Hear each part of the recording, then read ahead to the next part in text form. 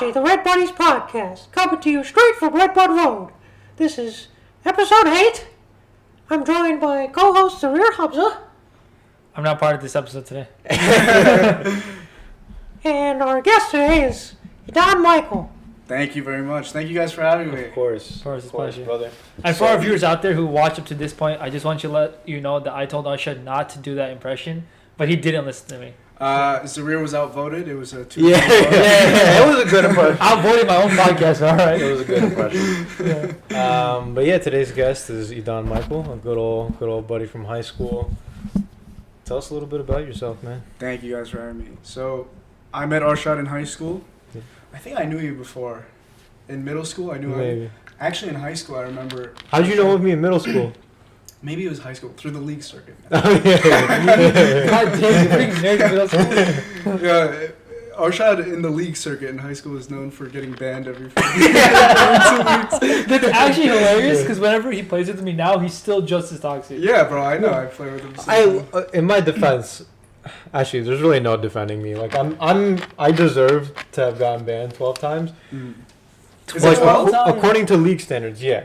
But like in real life standards, like I don't think someone that said what I said would have been arrested 12 times. Or anything, so. 12 times? Dude, I've said some atrocious stuff to people, and the most I've gotten was a 2-week ban. Like 12 times perma-ban is definitely like... I've never been perma-banned. Wow. But you know what's funny? What? Is that I remember I used to hear stories about Arshad in league. I don't think we played until a lot later. But I used to get pissed off. I was like, man, this kid Arshad, bro.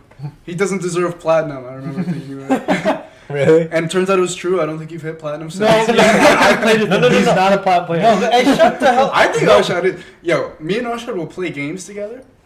And if you don't know how it works in league, you get ranked. And his rank is higher than mine. Yeah. So I play with Arshad, and he always does really well because it's an average of our 2 ranks. Yeah. And I just get shit on every time we play. That's also Zarir. I go like 20-0 every time I play with you. No, he has some moments where he'll just... Some moments. He's a good player. No, this is the thing. I think he has a lot of talent, but like whether or not he decides to use that talent is highly coin flip. Some games he'll just pop off, and some games he'll just be like, let me just try this, and then him trying just ends up leading to 6 stats. I'll accept that. Yeah. I'll accept like that. It's crazy. Yeah. Dude, there's this time when I don't know how many of our viewers play League of Legends. There's this time when... Did I play with you when I played Pike Mid? Yeah, I think you played with me when you played Pike Mid. Yeah. And I was adamant on making it work, and I lost like 13 games in a row before I was like... Oh my god. Like straight in. I'll do that, but on my main sometimes. Dude, it's part of the process, man. His Yasuo? Oh no. It's really good. It's not. Sometimes the enemy team will ban Yasuo, and he's like, damn, they banned Yasuo. I'm like, oh no. Oh no, they didn't do that. Oh man. I feel Sometimes one time I think we were talking about this earlier. I just get fed up with playing with you because I just get washed every game. Yeah. It's my fault. I'm on autopilot and just hit whatever's the closest thing. Yeah. And I think I just left and we were just chilling in the Discord while he left. Bro, he desperately tried to cling on to the game. We won that game. And we won. Are you the friend that left in the middle of your promos? Yes. Oh, he's telling me this because I played with him right after. But you don't understand being on that side of the coin. We just get washed every game, bro. Oh, dude, I've had my fair share of Alt F4s. Trust me, dude. So the new trend for us is so in League there's like multiple lanes, and the bottom lane usually has 2 people in it. So I'm a support now in the bottom lane, and playing that is a hell of an experience. Let me tell you why Arshad's a hypocrite though. What? Because he told me a story once about how he played with our friend Kevin. Shout out Kevin. And someone stole his jungle buff, so he just inked it. If anything, it's karma. And you got more of that coming your way, bud. Maybe that's why I've been losing. Yeah, I play with you, and I'm just your karma manifested. That's a good point. Dude, this is actually a funny story. We'll transition out of League soon, but this, I was playing with my friend. Yeah. And this was during my like toxic days. Like I'm still toxic, but I'm not. This is yesterday, but. Dude, I'm not as toxic as I used to be. Like before, like I would play, like I had this one account where I would play Draven, and if my support took my kill, I'd interest. Oh my god! So there was this one time I was jungling, And like I was playing with my friend, and then I was getting into an argument with one of the ADC, and he took my buff at level 1. And I'm like, Kevin, I'm sorry. At level 1? Yeah, I'm like, Kevin, I'm sorry. You know I have to do this, right? Shout out Kevin Patel. Shout out Kevin Patel. And he was like, okay. And I'm like, dude, I'm sorry. Like, I have to. Did you just accidentally steal it from me, or you took it on purpose? No, he took it on purpose. Come on, dude. You gotta int. You gotta throw away the game when that happens. That's fair. Actually, you don't, but... No, you have to, dude. Dude, there's a jungler's pride. But, yeah, alright. So we... So, League of Legends, that's something that you haven't been playing recently, right? No, man, I stopped that. Honestly, you know why I stopped? Because I'll only play with you. I don't really play with anyone else that much. And I just, am just tired of losing. You know? Dude, I think we need to make a club of people our show's just taking advantage of. Everything you say, I feel like I've experienced the same thing. I don't play League anymore except when I'm with our shit. And then when I play with our shit, he just randomly ints, so it's not even fun anymore. I don't int. He's never into it with me, bro. You int. You're an inter. I don't int. You're an inter, and you don't even... I have special picks that no one thinks of, which I guarantee work. It's like a Syndra support or an Orianna support. Like, those are good picks. Yeah. I'm always so trolled, dude. But, alright, so... I think we got on this topic. I was giving my intro. Oh, yeah. So you never finished this. Oh, yeah. You're, I met Arshad in high school. We messed around in some of our classes, and that's how we got really close. We had a few of those AP classes together. Yeah, we had, I think it was AP Physics, Multivariable Calc, and we just dicked around. It was fun. Literally, I was explaining in my last, in the last episode how senior year, I was like, actually, I was on top of the world. One of the best years of my life. Nobody could say nothing to me. It was the so whole fun. year. Nobody. We have some. You want to tell some stories right We now? can get into some stories. All right. But we go into the sack. I felt like Borat when he went into his hotel room. He was like, King of the Castle. Yeah. It was fun, man. It was like, it was just so crazy because I feel like our high school experience, like I tell people about the SAC and they're like, it sounds like, you know those like sitcoms where they're in high school? Yeah. And they're just existing? For sure. That was us, dude. 100%. And there were some characters in Fairlawn Public Schools, Oh, man. yeah. There really were. Like, who are you thinking of? I don't know. Well, first of all, you got me thinking of our multi-class. Yeah. I used to call us the multi-minorities. It was just like 8 of us, right? Every single one of us a minority. It was 8 of us. We all just got our green cards and stuff. And we were in the highest math class you could be. So at that stage in your math career in high school, there's no AP test. So it gave us a lot of free time to just mess around. Dude, we had Russians, we had Asians. Oh, we had a whole diverse deck of cards, man. And Ryan Lehman. Token white guy. Yeah. Yeah. Well, he was but he had a little bit of ethnicity to him. Yeah, he was Jewish. He was Jewish, and he's Jewish, so he has a little bit of bit of spice. But dude, you would walk into that class, so it was like he said, it was like a high level math class. It was the highest level math class in the school. But if you walked in, you would think it was a freaking remedial Spanish one, bro. remedial algebra. Like, yeah. Yo, you know what this reminds you of? What? Do you remember when someone came to talk to us from one of the counselors? Oh yeah, bro. Oh, you guys gotta explain this. All right, so in that Wait, class, was that when we were misbehaving? That's when we would bully. Name the scene. So we have a class full of random minorities, Dude. right? Yeah. So a class, shouts Miss Velasco, our teacher. Yeah. She let us do our own thing for the most part. So Yeah. a lot of it was just us like messing around, and like, you know, we just make jokes at certain people sometimes, some more than others. Yeah. We bullied. We bullied. In good taste. It was all in good taste. We're having fun. I forget what triggered it, but one day Miss Velasco had enough, and she called the main office or something. And for a whole period, they sent someone down there, and they lectured us about bullying. We're supposed to be the cream of the crop in and you fully think it's like... Wait, so did the person get mad, or did just the teacher get mad? You know what? It wasn't angry. It was sort of like... almost condescending. Yeah, it was condescending. It's That was the word I was about to condescending a little use. She's like, all right, guys, let's go over some things that we should know. Bullying is not good, okay? Oh It's my like she God. was talking to little kids, but she was... No, why did the teacher care unless you were bullying her? Or were you bullying some other kid? Oh, we bullied her. Yeah, a little bit. Oh, yeah. Oh my god. Okay, so there's one story. I'm not gonna name any more names, but By the way, I want to say this as a disclaimer. We're gonna tell some stories, and it might sound like Miss Velasco was like an antagonist to us. She was actually a really good, like, she was like a friend of ours. She was one of those teachers that 100%. if she's, dude, I hope it would be so cool if she would ever watch this one day. Yeah, shouts Miss Velasco. Miss Velasco, if you're watching this, I have we to say, love and you. I've always said this about Miss Velasco, and I think Mr. Infante too. I think we need more teachers like them. Yeah. Teaching is one of the most important jobs, I Absolutely. think, Yeah, in society. definitely.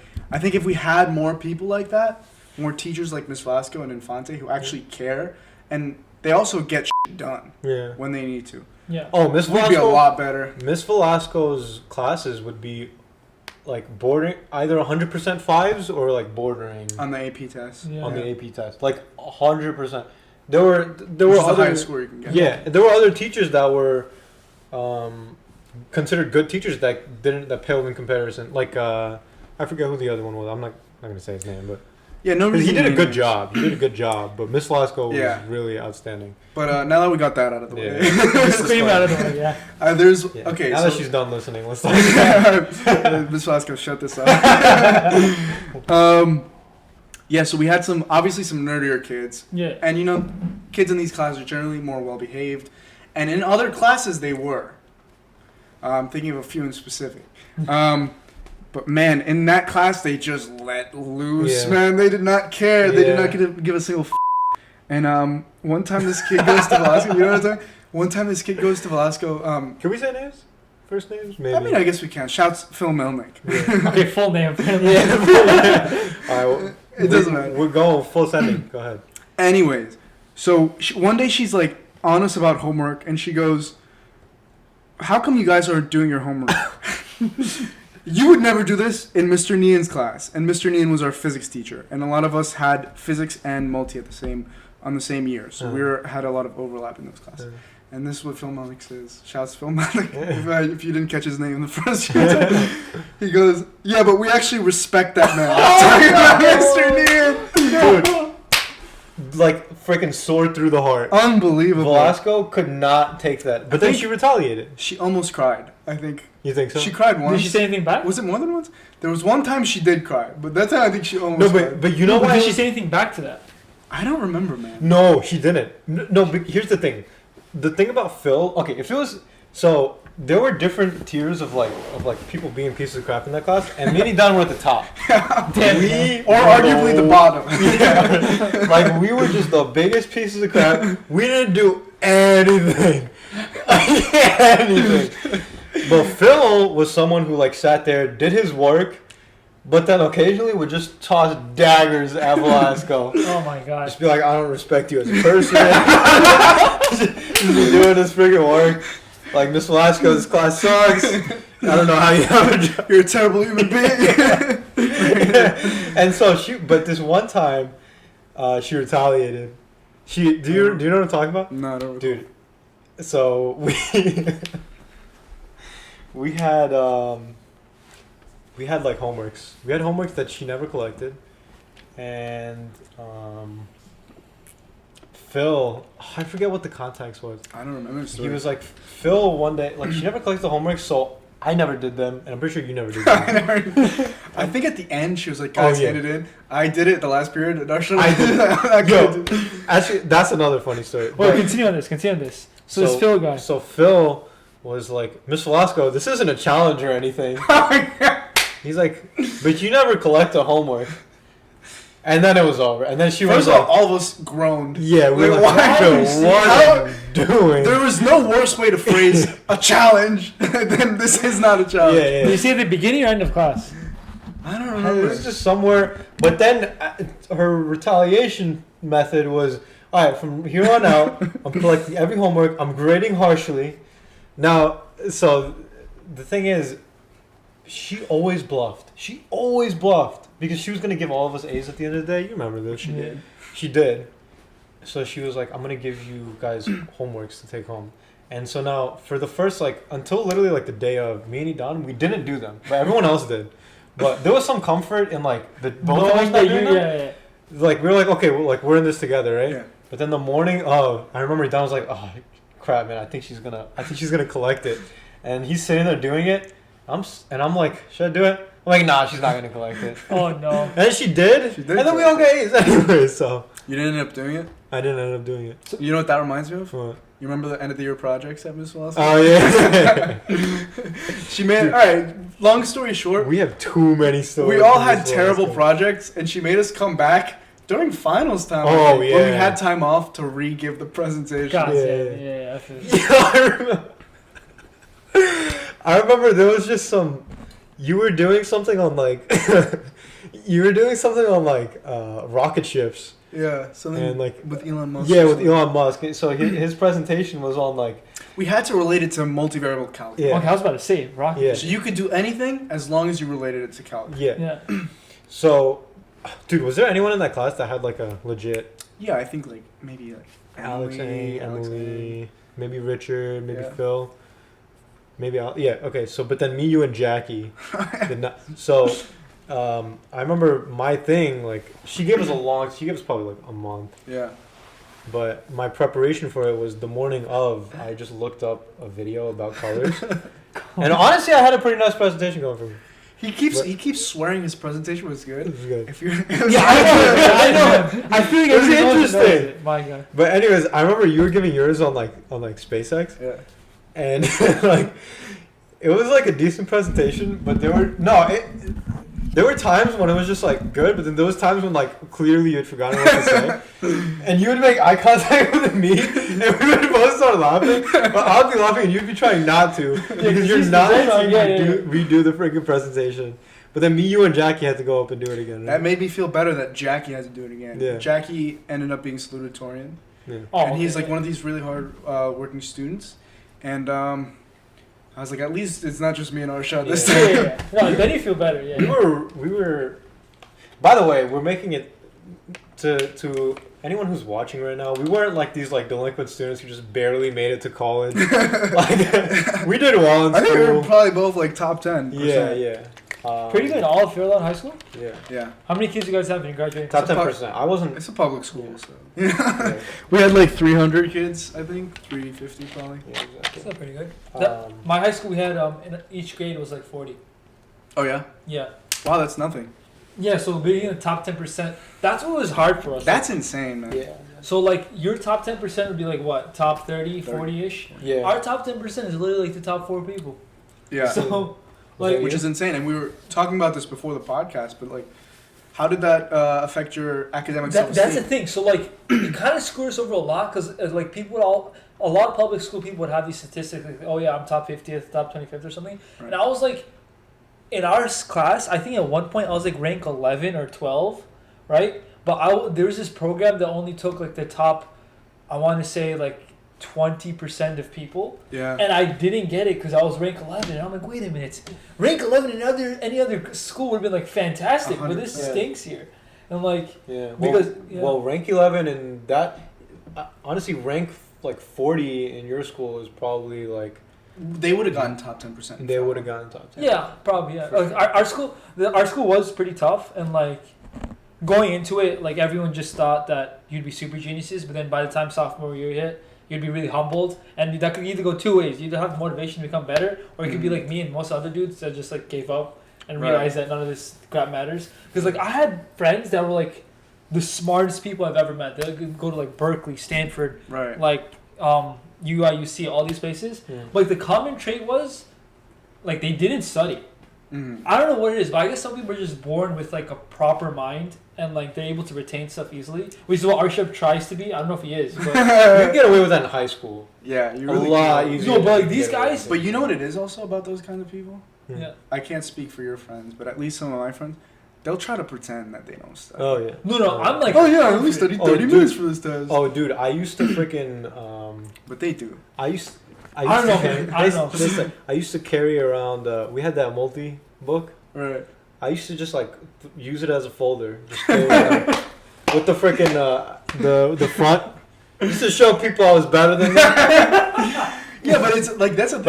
But In Fairlawn High School, you really didn't have to try that hard, and you could do really well. So I'm like, I've talked to a lot of my private school friends from Stuyvesant, BCAs, and man, it seems like going to a private school like that just messes up your academic self-esteem. Yeah. No, Because especially for me going into high school, I didn't know where I stood really. I could have been a smart kid. I also could have been average. Yeah. And like through high school, I took some classes, and I was like, oh, I'm like smarter than some of these kids. Yeah. And that really gave me the confidence to go forward and apply to some of the better 100%. schools. Exactly. Yeah. And then going into UCLA, which is like a pretty good engineering program, Yeah. I had the confidence to do well there too. I think if I went into a BCA or a private school like that, so that's man, my academic self-esteem would have been in the toilet. that's the thing. When we applied to our year, so many stupid things happened because we were a small school. So many people got wrecked. If I remember correctly, I think only like 1 or 2 people got into Ivies. Wow. Right? So which is insane considering like as you said, the 40th The type person, of people who are in your school. Yeah, the 40th person there would probably be like at least like top 50 in any other school. So then I remember like, oh my god, there's so many stories of how incompetent. And another thing about these schools it's not the school that makes you good. It's just that there's a name that comes with that school. Mm-hmm. So then all the smart people around and all their parents are thinking, holy crap, if my kid goes to that school, they'd be like super geniuses. Right. But in reality, it just turns out all the people going to the school are already super smart. Right. So like our teachers were disastrous. I don't think there's a single teacher that like I would say taught me anything. Wow. Maybe like our math teacher, but like not really, kind of maybe. But there's not like English departments or any art departments. Non-existent. So how'd you learn this stuff then in high school? But that's what I'm saying. We were already super smart people, and then all of us, like we talked about this before, but even from high school, I had the habit of just reading the textbook and not paying attention in class, and like going by the test. Because in our high school, at least, we were allowed to use laptops. I don't know about you guys, but we use laptops. I think so. To take notes in class. We didn't really take do notes. In class. I don't think so. did. Yeah, I we think could we had use the our option, phones and but, stuff. yeah. No, so we had laptops and stuff, so basically just like, like freaking playing Minecraft or like Need for Asphalt 8 or stuff like that. Right. Like, we had all those things. But I mean, it was like from then on, all of us already had the skill to self-learn. Right. And because of that, none of the teachers really did anything. But then the problem becomes, since we're so smart, we affect the school ranking. So then the next gen is thinking, holy crap, look at this. They're like the number 2 school in New Jersey. That must mean they're good. Right. And it keeps on going and going and going. So the school's name and their reputation doesn't actually reflect upon the education you receive. Exactly. So that's why when this school first started and when a bunch of magnet schools first start, they're not that highly ranked. Right. It's almost like a self-fulfilling prophecy. Exactly. It's like we are esteemed, and then they get esteemed Literally, people, yeah. but they don't have anything to back it up. 100%. Like I think now, like I talked to remember how I said about my high school math teacher? Now he's the vice president. I think now they're making proper changes to make it better, right? But if I remember correctly, it's like when I was there, we had the same administration that was there for like 10 years. So that whole group of people really didn't do much. In many ways, it's kind of like the those influencers now that are like they're life coaches, right? But their life is revolved around being a life coach. Yeah. So it's like this weird cyclical thing where it's like. Yeah. I actually hate those guys. Yeah, I hate them too. But it's this weird cyclical thing where they don't have any substance except to teach people how to have substance. Yeah. Exactly. Yeah. Which is kind of like what that sounds like a little bit. I 100% see what you're saying. And, But yeah, I genuinely believe there is something to go in a public school that you do get an advantage. No, we talked about this before. Like, I feel like public school is better for like, for the majority of the population by far. Only if I think you should only go to these type of schools if you're like a super genius and you know it. Yeah. Like there's a few people like that, and then if you're those type of people, then go for it. But if you're like mediocre, average, or like not. Oh, of course. Yeah, public school is way better. Like there's more potential for growth. I feel like public school. Yeah. Also, I don't know if I told you this, but I just mentioned it. But yeah, my high school math teacher, who's now vice principal, watches the podcast, and he said he would be down to come on podcast. Oh wow, freaking amazing. Awesome. So like the perspective I'm giving is from a student, but he's like the administration, so maybe we can get some details from that. Yeah. But yeah. That's like, I just want to put it out there. Like, I hate the school because I went there as a student, but maybe there's something behind the scenes. Yeah. For sure. I also think public school is better for fostering like leadership. Yeah. Yeah, we talk. Yeah. Yeah, like interacting with like real people. Mm-hmm. Yeah. Mm-hmm. But there is something to be said. We were very privileged. We went to a really good public school. It's Was that like? Is Yeah, that man, you should like. I talked to some of my friends at UCLA. Uh-huh. Like we had all these APs and stuff. Yeah. Like in terms of the APs. type of people who went and like the actual like teaching, we were really lucky. Yeah. Not everyone has such great public schools. Yeah, that's true. So that there is like that asterisk, but That's true. That is true. I think you kind of don't notice that like when you're in high school, but you kind of like understand that. It's like that saying from Kinda The understand Office, afterwards. like if there's a way to know that you were in the good old days until you've left it, something like that. But yeah, you don't. yeah, I know what you're saying. You don't realize these things until it's already done, and then like, oh crap, it did help me a lot. Like Right. because of APs, like I was able to skip most of my college basic Right. stuff, right? But like a lot of people don't get that chance, which is a shame because if anyone would need to skip out on maybe a year of paying tuition stuff, would most likely be those people coming from like the underprivileged places, right? 100%. But again, like the cyclical thing we just said, like if you're average, you'll get pushed up into not being average. But if you're not doing too hot, you're not going to get pushed anywhere. But that's just how society is right now. Yeah, but what is great about those kind of schools is you're definitely way more prepared for college. Because I know for me, my first years of college were pretty rough. And I feel there was a learning curve. I wasn't prepared for the workload. Oh yeah. I want to argue that, again, if you go to those schools, I feel like you're just the type of person that would find those things easy already. Because again, it's not like those places cultivate Do you any think talent. so? I mean, no. It's also very possible that because there's the thing that you're talking about. I think the thing that you guys are talking about is not necessarily just being smart and having like raw talent with any subject, but like working hard for a grade. I don't think necessarily. Like doing the work. I don't know, doing because the I have a work. bunch of stories like you guys where we just did nothing. Like one of her teachers is actually hilarious. I don't know how much I can say, so I'll be very vague. But like one of her teachers wanted another Spill the position. beans. I can't say it because Drop names. if the VP comes up, I'm just gonna. You can always bleep it out later. Yeah, but like anyway, one of our teachers was studying to become another position in the school, and that position opened up, but something happened which led to that person not getting the position, and he or she was forced to stay in the current position she was in. So basically, she didn't get the promotion. Let's just break it down to that. Okay. And because of that, I remember her class being like the greatest class ever because we straight up just did nothing. She was salty. Yeah, basically. Did we have anyone like that? I don't think the teachers cared that much at our school. Man. They didn't. No, so that's what I'm saying. Like, I feel like every school you go to has those places you can just BS and pass through.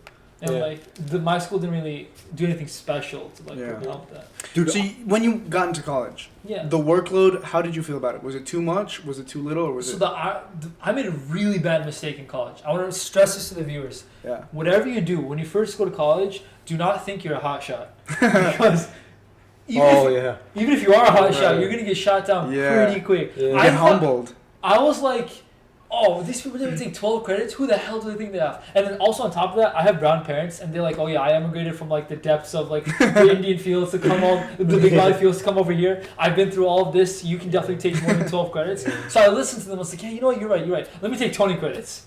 So because I was like, how hard could it be, right? So it's the classes weren't hard, I want to say, but it's just like when you go to college, it's not just classes.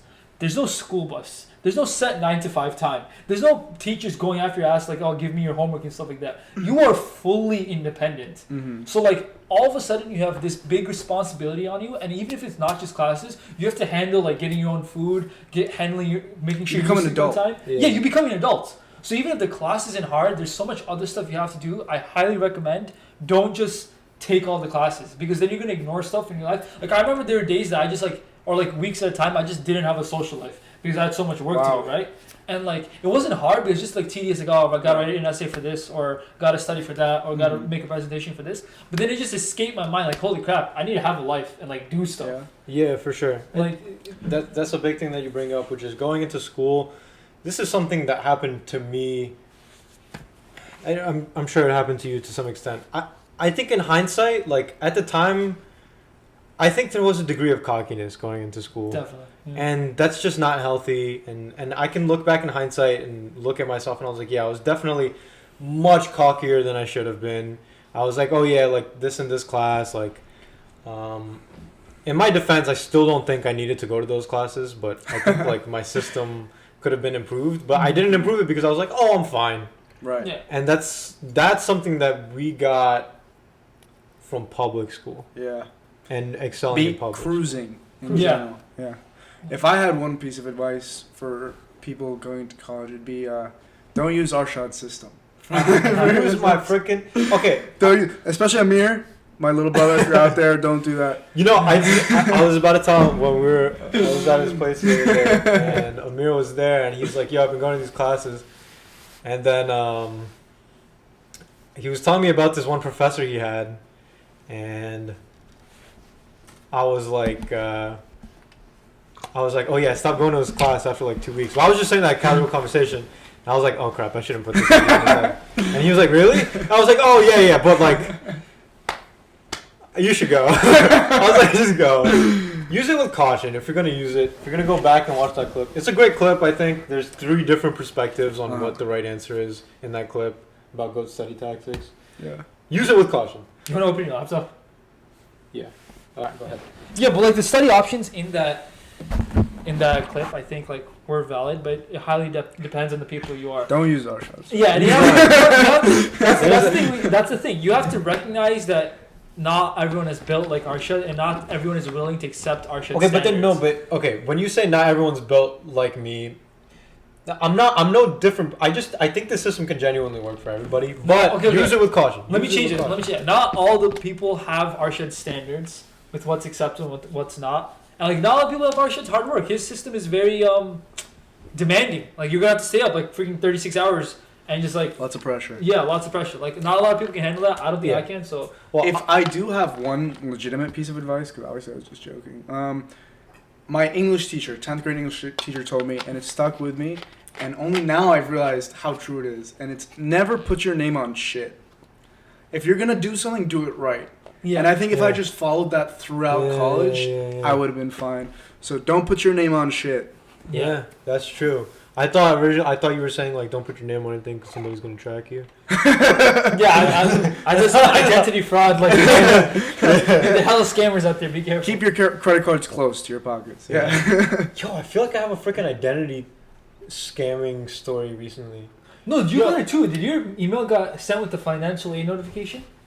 I got an email on my school email from the freaking Rutgers office of registrar saying that you need to get 2 clicks and like log in here. But when you click the login, it was hella whack. So I'm like, all right, this is not legit. So I ignored it. And then like 2 days later, they're like, oh yeah, it was a fake account. Dude, you know what's crazy? We have some. Do you guys have Handshake? Do you guys use that? Yeah, we use handshake. Dude, on Handshake, they don't monitor what the hell, like what kind of jobs are posted.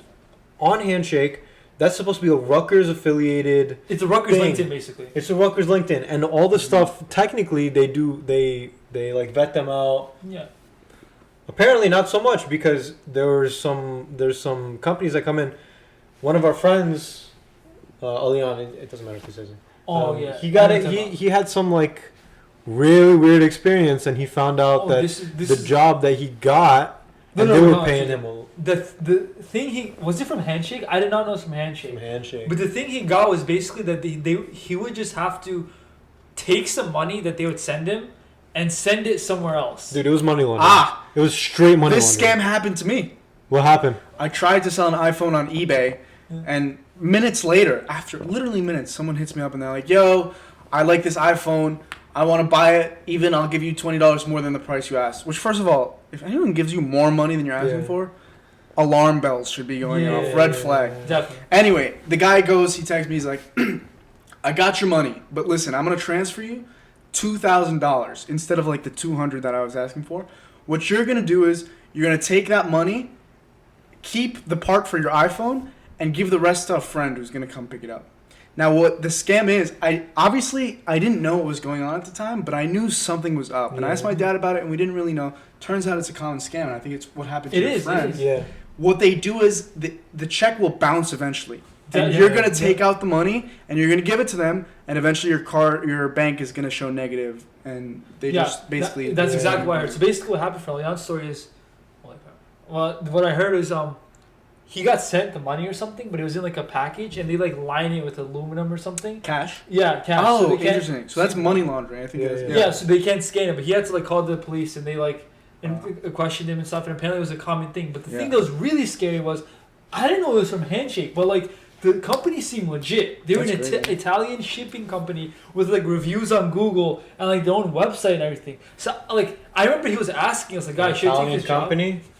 The Sopranos. Sopranos, man. That's Do you watch The Sopranos? Sopranos of I time. finished it last week, bro. Do you watch so Mad Men? good. What? Do you watch Mad Men? I watched Mad Men. Finished that as well. Finally, we have someone who's watched. It's Mad so Men. good. Finally. First of all, have you guys watched both of them? I only watched Mad Men. I don't watch Sopranos. Not Sopranos.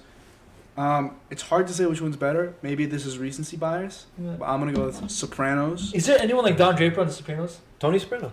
I think Tony Soprano is way more interesting than Don Draper. Yeah. Is I someone think as so- cool as Don Draper? Well, Tony Soprano is someone who doesn't have the looks that Don Draper has, so he has, like, he's just a more interesting character because Don Draper gets away with a lot more. But yeah, because that's he has exactly looks. the thing. Is I feel like Don Draper is a lot more. I mean, he's supposed to be superficial.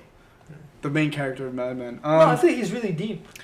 In a way, Yeah, yeah. I get what you mean. Like the looks add a sense of superficial. His personality, like a lot of him is superficial, and his personality is like chalked up and like bulked up on the show, like personality wise. But I think if you like sum it up, like he's just an advertising douchebag in a way, you know. Yeah. Tony Soprano, on the other hand, I think is a really interesting character. Well, the whole reason Don Draper being a superficial character is supposed to be like He's on purpose. a It's not an representation accident. of the marketing agency and all Right. of that. And like also the stuff in his life, he's always been forced to adapt from here to there. Mm. So he hasn't really had time to like build like normal stuff like hobbies or like anything Right. that makes him a real character. The whole point to him is that he's whatever the customer wants. Did you Yeah. finish Mad Men? Yeah, Mad Men, I love that show so much. Great show. Amazing show, but yeah. I will say in the later, well, for like Spoilers. not really. Are you gonna spoilers. see the later seasons? In the later seasons, Don does become more. I think what happens in later seasons is it becomes He has more flesh to him Yeah. as a character. Oh no, I'm not gonna complain because the thing that happens in later seasons is they rely a bit, just a tiny bit more on like the flashiness. Like he's banging a new girl every day or something, and like yes, it becomes like more extravagant. Like that's what I was trying to hit on. yeah, Is like they try really hard to make him extravagant, and I think that's why a lot of people are drawn to him.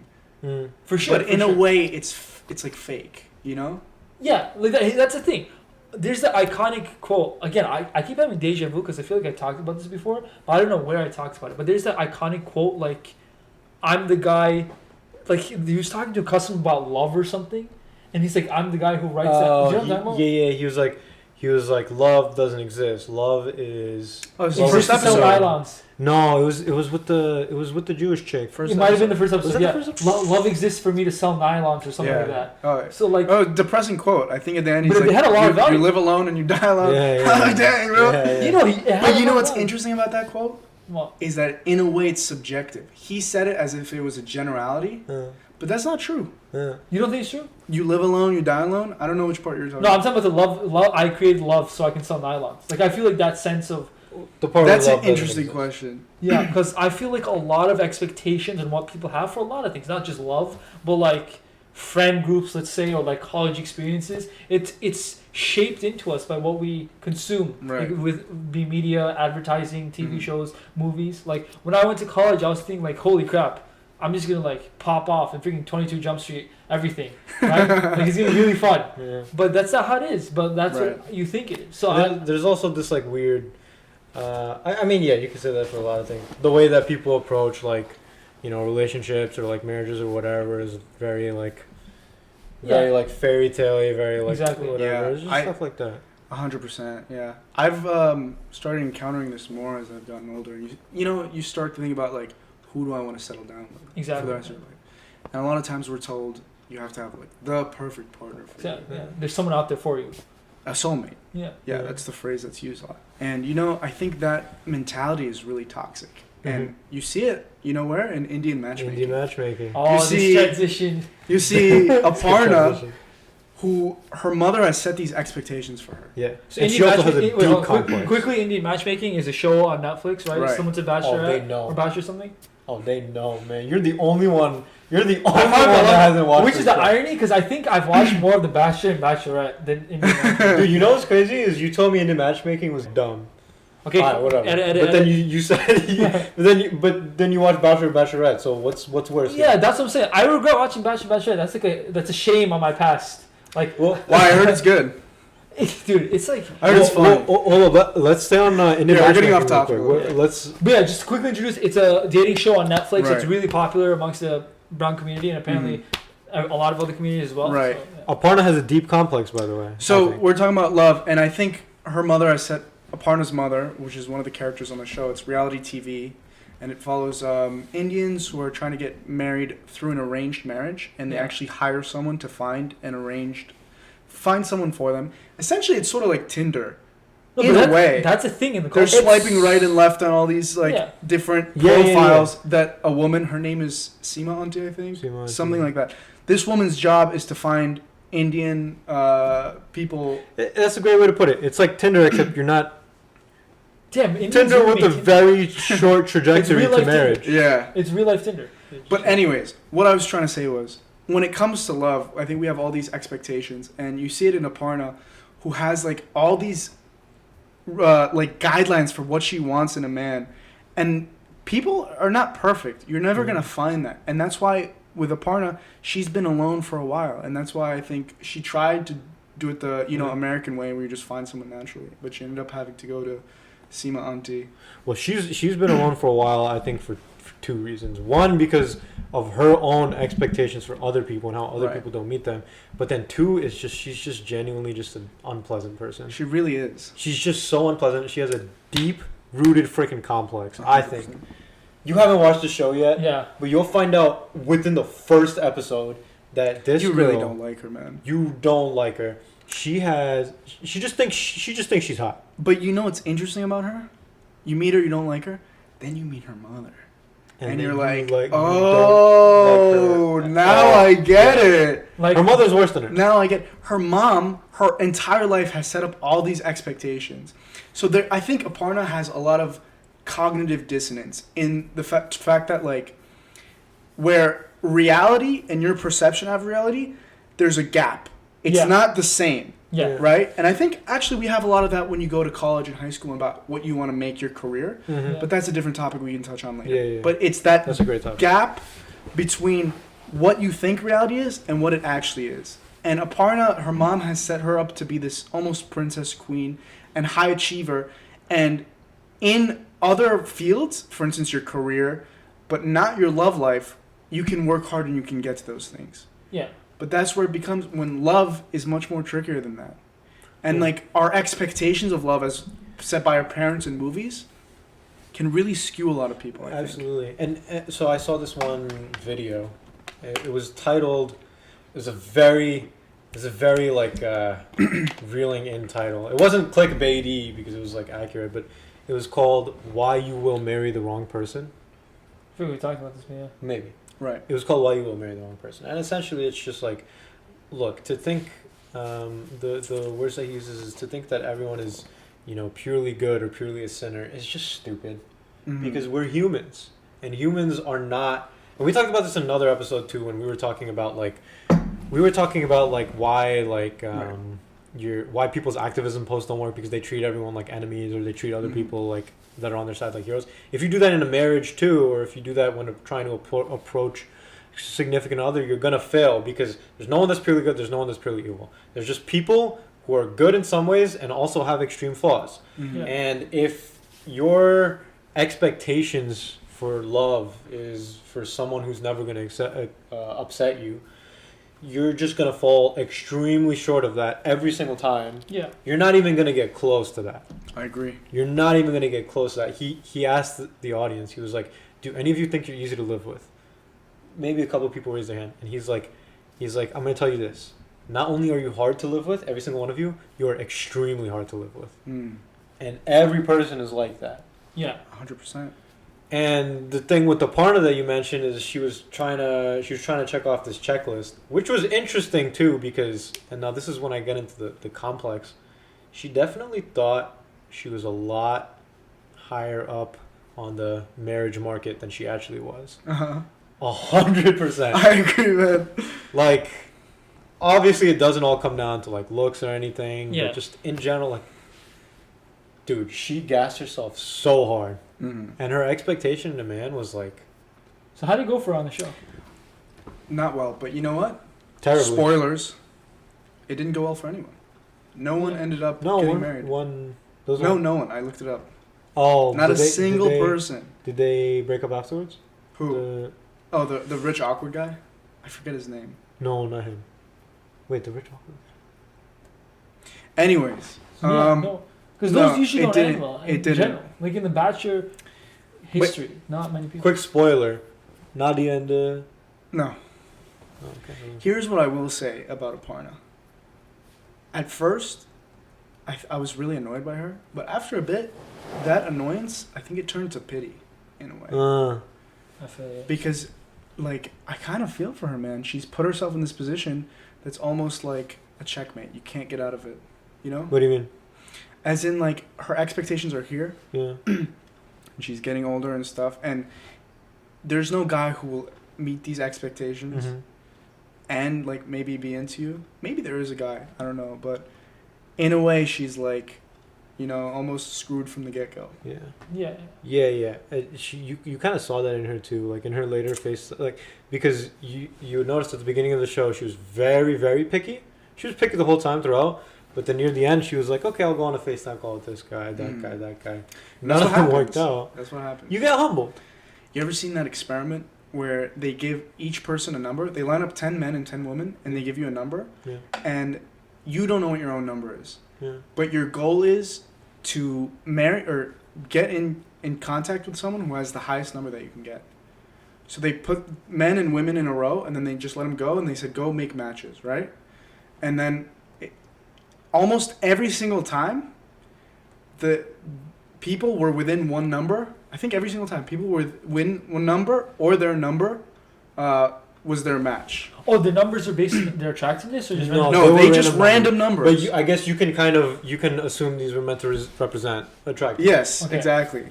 Okay. So yeah, you end up you start, you Yeah. ask the 10, you Yeah. know, and they're like, nah, Yeah, you go down. and you go down. Yeah. And if you're a 1, yeah. fuck. Yeah, I mean, but like you can't, dude. Life is just like that, and it's unfortunate. But if you're not, I think some people have trouble grasping that, and maybe Aparna had trouble grasping that because she had such success everywhere else in her life, and she was like, I'm just the top in everything, and she treated herself like a 10, and it took her a long time to understand. Yeah, that's She the was problem. not I want to say, like most of these people who are like that, who have that cognitive dissonance, as you said, or like who are unable to, are those same type of people who are unable to recognize that they themselves have a problem. Yeah. You know, like she'll just. I don't know about Aparna in specific, but like maybe some other people, even if they don't find the man, they'll just keep looking for that. But then eventually, like time's gonna run out, and they're just gonna end up like alone. And like that's the main issue. Like the sense of pity you said is like I felt that too, and I didn't even watch the goddamn show because she's been living there her whole life, and she doesn't know anything else. Cognitive dissonance. Man. Yeah, dude. But the entire show is really interesting because it's so different from like I as an American and Israeli experience. Mm-hmm. Yeah. I think just the idea of arranged marriages, and I know we've talked about this, and you like are more open to arranged. So marriages. here's what I think. This actually ties in very nicely with the whole concept of love and finding a soulmate. Does that exist? Hey, I don't know. I don't know if there's like the one person that you have to get to know really well and then like understand. I'll go them. further than that. I will say no. I will say it doesn't exist. Yeah, It exists for some people. There's Like a soulmate? Yeah. If you're gonna say soulmate, at the end of the day, everyone who ends up marrying a person and dying with them, that person was their soulmate. Yeah. So I don't So think. do you think soulmates exist or soulmates are crafted? But what I'm talking about I- is this idea of soulmate where you have one individual who's just right for you. And no, I don't think so. I don't think that exists because as a matter of fact, okay, the way that the matchmaking works, the way that they do it on indie matchmaking, do you line up on these major things? Yeah. Does this? It's called biodata, I think. Biodata, Right. exactly. Yeah. And this is actually like a common thing that Indian people Yeah, a use. lot of people. Mm-hmm. I'm not, dude. There's It's in their damn newspapers. Like you'll see like yeah. like their daughter's biodata listed, and like Like an ad? Yeah, like an ad. Interesting. Yeah, and then like another thing that's really weird is, well, not weird, but like that's their culture. Is like they'll say like looking for this rank of person or something like that, right? So like the caste system is. Oh yeah. Still- Oh yeah. Well, they do that a lot. Yeah, because those are one of the things where like people. Okay, here's another thing, man. People always say now I always have to put these freaking disclaimers because I always say stuff that sounds really ignorant. Yeah. Okay, I'm by no means against multicultural marriages. Yeah. I'm by no means against them. Okay? Yeah. But the fact of the matter is, one of the things. Now, you could also say that being multicultural makes your marriage better in many ways. I agree with that. But something that some people are looking for, many people are looking for, is someone within the same culture as them, because it makes them more compatible with them in many ways. Someone maybe that grew up in the same place as them. I think multicultural marriages make more sense when two people are raised in America and have different ethnic backgrounds. This is true. But I don't think someone from freaking Siberia and someone from Brazil are going to randomly meet and be compatible as mates because they can't even talk to each other. I agree. Exactly. Yeah. So it's things like that. These are Do you big see? things. Do you see? But that never happens. Like It that doesn't. issue never happens. Yeah, I was just adding some nuance to my multicultural. Okay. So as long as these major things line up, almost anything can work. Right. Most things can work. You find them attractive. You just have to be tolerable. You know? Yeah. Yeah. You have to tolerate the other person. And you have to understand to some degree, even if you find someone that you think is perfect, they're gonna get real intolerable real quick. Yeah, 100%. Real quick. Yeah. And, I mean, that's how it is. So I don't have anything. The arranged marriage thing, I think it works, man. I think it works. You don't need to spend a long time getting to know someone before you find them eligible to marry you. I think it's just line up major things, get to know them a little bit, have a little bit of chemistry. It can work. What do you think about that? I don't totally agree. I think like definitely the more time you spend with someone, the better you get to know them. Yeah. I think there is a point where you know the person, and after that point, you You're can fine. make a good decision about if you want to spend the rest of your life with this person. But you don't know a person until you really spend a lot of time. So with them. the thing and is, I don't think that like on such a short time scale, like you were saying, can really work. True, but say you get to know a person.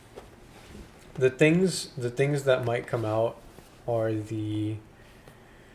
Here's my argument: is let's say you don't get to know a person as well as you would have liked, and you find out eventually that there's some intolerable part of them.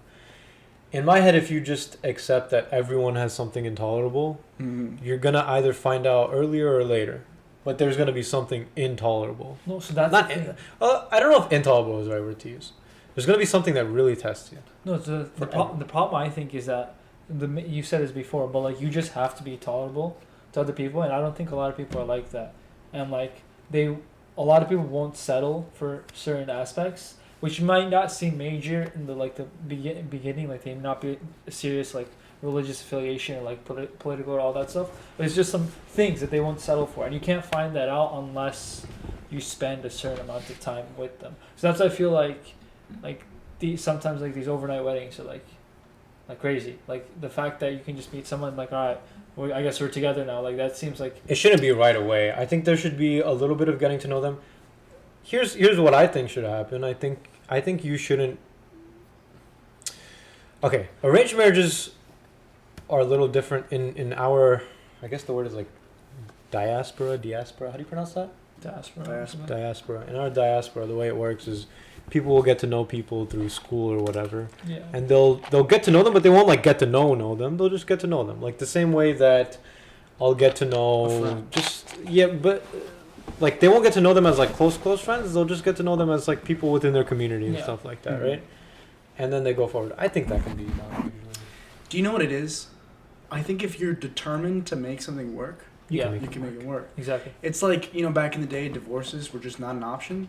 So, Yeah. like, if that's not an option, fuck it. You stick through it, you know? Exactly. Yeah. And I think Is that the best thing, though? I don't know. I don't think so. It's a Sometimes good- if it's not right, it's not right. It's a good question. I mean, one of my friends was telling me that. Well, okay, in that video too that I was watching, he was like, you you can kind of act on a whim and break things apart when you are or you aren't feeling happy. This wasn't an Indian guy, by the way. This was like a white dude from Britain that was saying all this stuff. So that was his cultural background, where it would be the opposite. But he was saying like a lot of people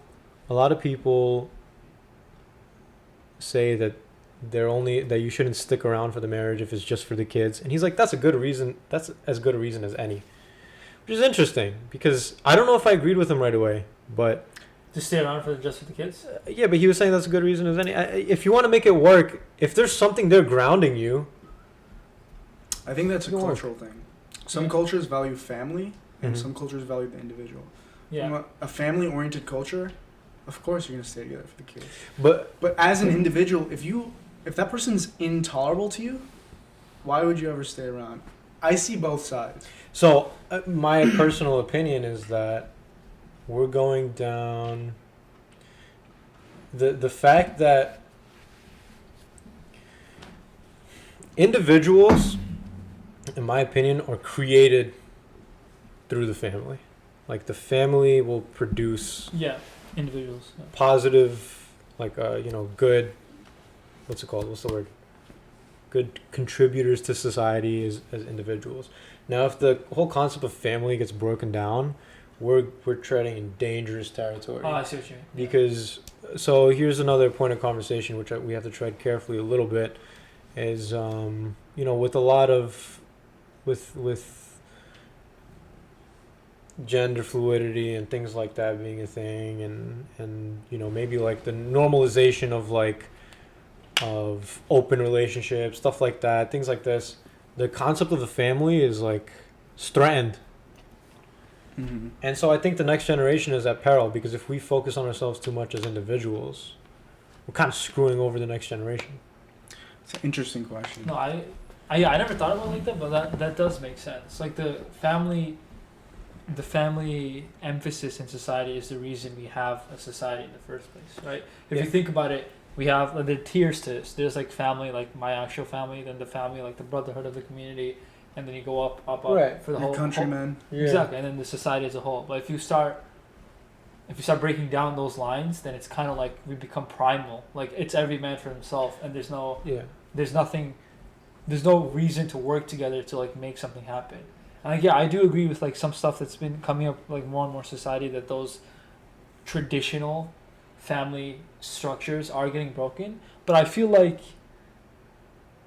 I'm okay. Not that I feel like I want to bring this up. Like, do you really think it's important to maintain the traditional family structure? Like, you have to have one. In many senses, yes. I do think so. Like, let me just phrase it first. Go ahead. So you need to have like the mom, the dad, the sibling, and like the uncles and aunts on the side and stuff like that. Like, do you think it's important to have that specific family structure, or do you think there should just be some sort of bond? Like, I just care about you, and then we'll help each other out. Big psychologists would say, it's pretty important to have a mom, a dad, or some motherly figure, some fatherly figure. Yeah, so motherly figure and fatherly figure does not have to be your direct by blood mom and dad. It doesn't have to be true, but be a woman. But look, the two people who are your parents are your direct.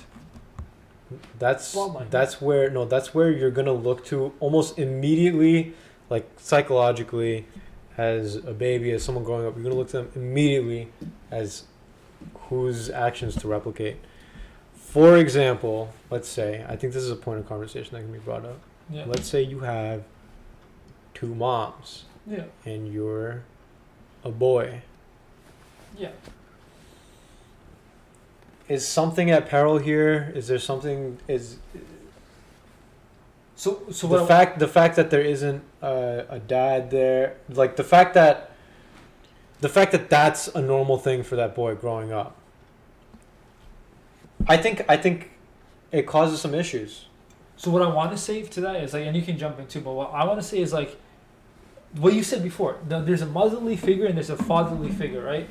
So like, some people But those figures don't have to be fulfilled by just the mom and dad. Like, when I'm a kid, I'm not thinking, like, where's the person that I'm directly related to by blood, and that must be my mom. Or where's the person I'm directly related to by blood, that must be my dad. You're not consciously thinking. Yeah, that. exactly. But, like, if I have two moms, and one of the moms is working 9 to 5, coming home and, like, saying telling the other mom, like, how is your day and stuff, and the other mom's staying at home cooking, I have my motherly and fatherly figure. It's just that they're not the traditional aspects, right? And I want to say, I'm playing a lot of devil's advocate here, and I'm not saying exactly what I think specifically, but what I want to say from that is, it is possible to have a looser family structure and continue from there, but then the problem is when you have like conflicting opinions. So like now that son is gonna think, oh, it's fine for me to not work 9 to 5 because my mom doesn't work 9 to 5. She's a stay-at-home mom, right? So why can't I do that too,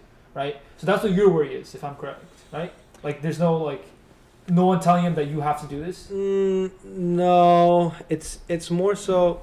What do you think about this, first of all? I don't totally agree with what you're saying. I don't necessarily fully subscribe that the best and almost only way to bring up children is in a nuclear family.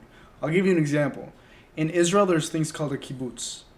It's basically almost a commune, right? And when Israel was first founded, a lot of people lived on these communes, per se. Yeah. And it's a community, almost like a village, and the kids don't get raised at home. There's a daycare, a place where the kids live. It's one big house, and all the kids live there, and there's some caretakers of the kids. You have you know who your mom and dad are, but they're not the ones who raise you. Mm-hmm. But all those kids, my uncle being one of them, they turn out fine. Even better. I think there is something to growing up with a bunch of kids. You're like, you know how to socialize. Yeah. And I think that's something our generation is not necessarily the best at because of technology. We have those barriers. But I think that nuclear family is not necessarily the best and only option. Okay, that's fair enough. I didn't think like that. Yeah. That's true, because also the Prophet ﷺ, or the Prophet Muhammad, he wasn't raised. He was raised by. I can't believe I'm forgetting her name, but he was raised by someone who was not his mother. No. Yeah, perhaps Yeah. it wasn't. I can't believe I'm forgetting her name right now. But within a lot of cultures, that's how it was. Even in cultures that prescribe to the nuclear family consisting of a mom, a dad, have these, like you said, situations where the kids aren't necessarily raised by that house, like that household. But I still think at some point it's necessary for a kid to have like a fatherly figure. Maybe how long did your uncle stay there? I think it's your entire childhood up until you go to the army in Israel. When you go to army, is it? Oh. When you turn 18. Oh, I see. Damn. So they used to live there, and their parents just. It's not like they didn't know who their parents were. Yeah. I think, but it's a much more community oriented. It's like boarding How school. often did he go home? You can go home whenever. Like home is not 20 miles away. Yeah. You can go home if you want it, and I need to ask him more because I don't really know that much about it. But I know he was raised and he grew up around mostly like caretakers, not caretakers, like the teachers, Right. and like the kids his age. Right. Like that's really interesting. And you know what? He's a really sociable guy, and I think it has something to do with that. Like, if you're constantly interacting with friends and people your own age, like, you just are more social. Yeah. Dude, my little cousin, he cannot put his tablet down. Yeah, bro, my cousins too. I see those people all the time now. Like they have like oversized phones that are like bigger than their damn head, and they just play all day. And I'm like, It's dude, wild. I didn't have this when I was growing up. Dude, you know what's crazy?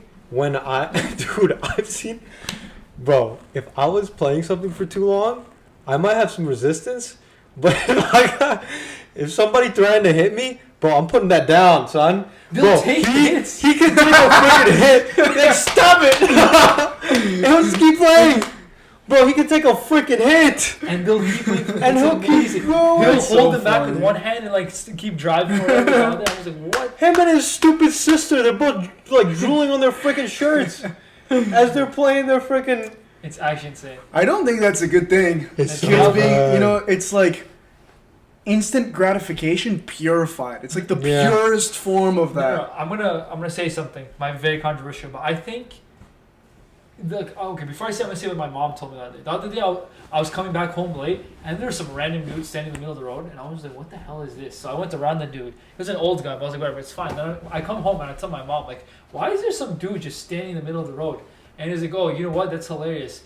His grandchildren or something, or his daughter, like that, like the young kids, he's supposed to look after them, but they're like running like 2 or 3 blocks away, and he's looking from afar. And he's like, if that was me, I would have gone ahead and slapped him, but because there's no one watching the kids, and they're just running around in the middle of the court, and cars are whizzing past, and they're just like doing all these wild stuff." And my mom is like, how can the parents be so negligent of the child there? So coming back to this point, I think when kids just have those phones they're using 24/7, it's just a sign of negligent parenting. Like they don't want to. They don't want to. sure. They don't want to do it. But I think we have to give parents a little bit of credit. Because Exactly, yeah. being a parent It's is tough, yeah. It's not easy. Dude, it's so And it's easy for us all to sit here, you know. We Yeah. obviously don't have kids, yeah, you know? Yeah. But like, it's like sometimes it's just like, here, shut up. Yeah, but Yeah, this is like Especially when you have like work to do. Like, you're trying to put bread on the table and like it's like I can't I can't treat you like a human being all the time. Like, just go. no, but this is like a crazy. This is like the next gen pacifier. Like you know how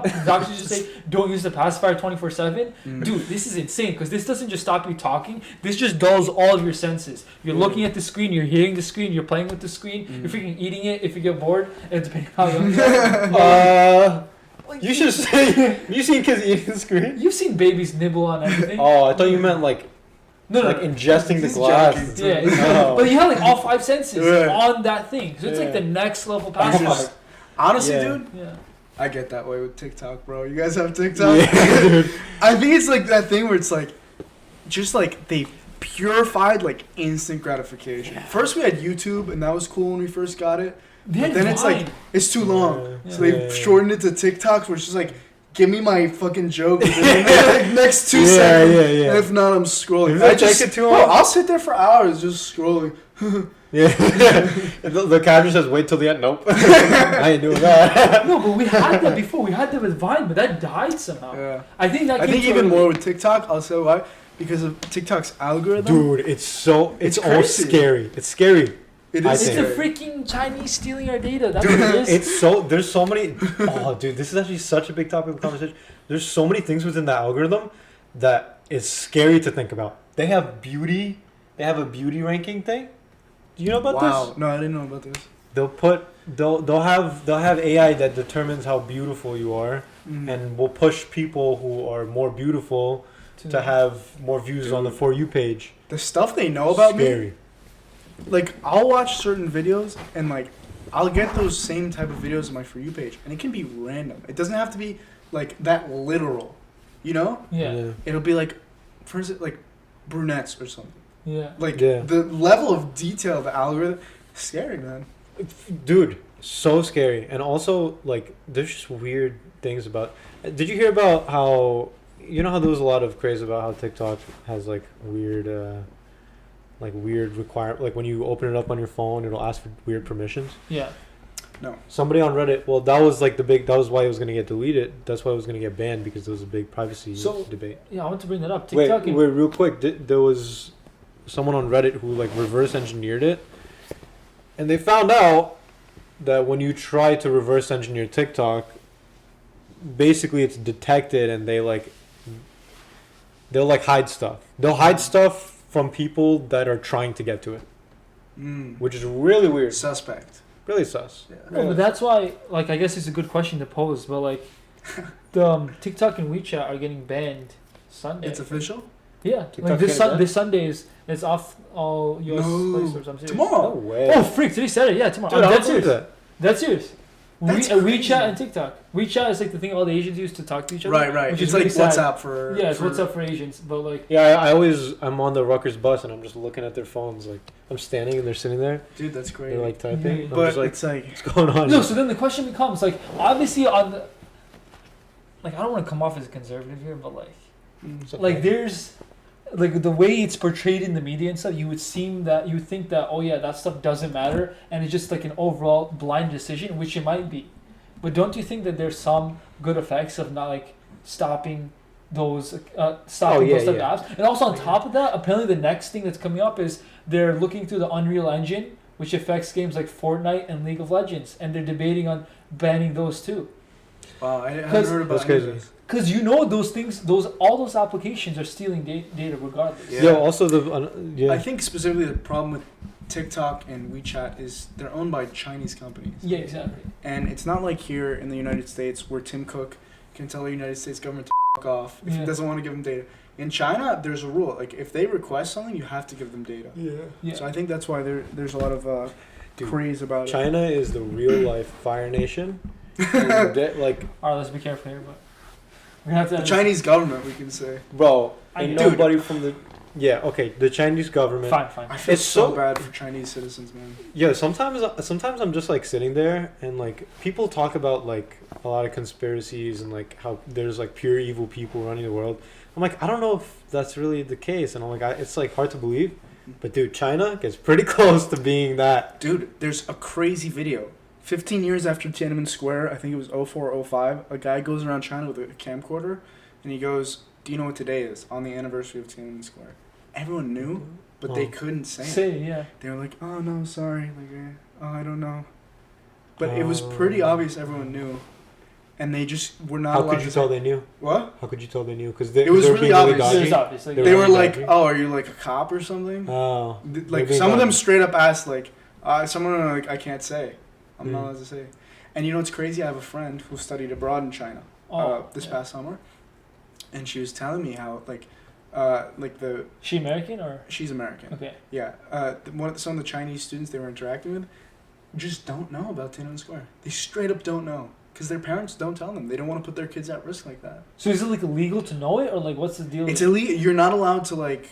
It's like Voldemort. Yeah, You can't talk about it at all. yeah. If you can get in trouble. Yeah. It's kind of fucked up. That's like if we couldn't talk about like I don't know like the protests in the '60s or something. Yeah. Yeah. Civil Could rights you imagine movement, that? Yeah, civil rights movement. You just take it out of this. Yeah. That's Like the Civil War, you just be like it didn't happen. That's insane. Yeah. well. That's also how like all of North Korean history is too, right? Like I'm they not just- entirely sure about North Korea. Dude, that's crazy because in North Korea, there's nothing coming in and nothing really going out. So they made up. What's that show? The Truman Show. Mm. It's almost like the Truman Show for a whole country. Mm. No, actually, no, that's not. Truman It's Show not was accurate. one. Sorry, It's no, there's no cameras on everyone. What I meant to say is they live in their own bubble Yeah, and they have no clue what's going Hey, on outside. dude. No, but that's the thing. So like Crazy. those countries we know about because we're from the outside looking in. But like I refuse to believe that stuff that's happening to us, other people don't look at us and be like, how are they living? Like there's subtleties in American society if you think about are just plain disgusting. Like the fact that our news is so like blatantly like corrupt. But I feel like we as Americans have open conversations about this. Mhm. And we go sometimes overboard. I you know? feel like that thing is What do you mean we go overboard? Okay, here's what I will touch on, and that's been bothering me. You know, being a college student, obviously you're surrounded by a lot of like what's supposed to be like progressive thought, yeah. and a lot of people, Americans namely, will go in on America and just completely shit on America. Yeah. Now I will say, America has a lot of problems. Yeah, for sure. It is not a great country. You were talking about this, I think, recently. But it really bothers me when, like, specifically Americans just, like, are like, America's, like, the worst country, stuff like that. Because, like, as someone who comes, I immigrated from Israel when I was 6, I was not that old. But it's like, they don't know how good they have it.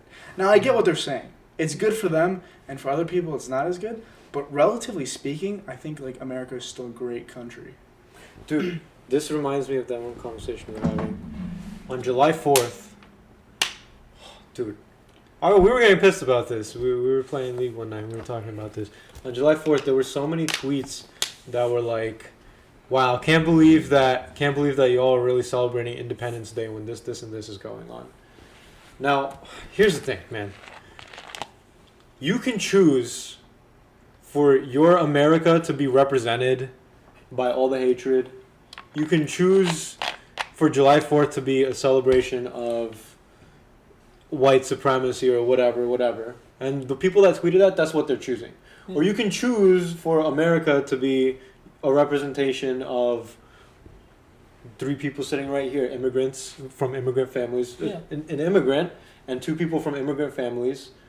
You can choose for that to be a representation of America. You can choose for America to be the place where people went for opportunities, the place where, even though there's a lot of bad people, there's so many protests going on, there's so many people fighting for the right thing. You can choose for this to be what you celebrate.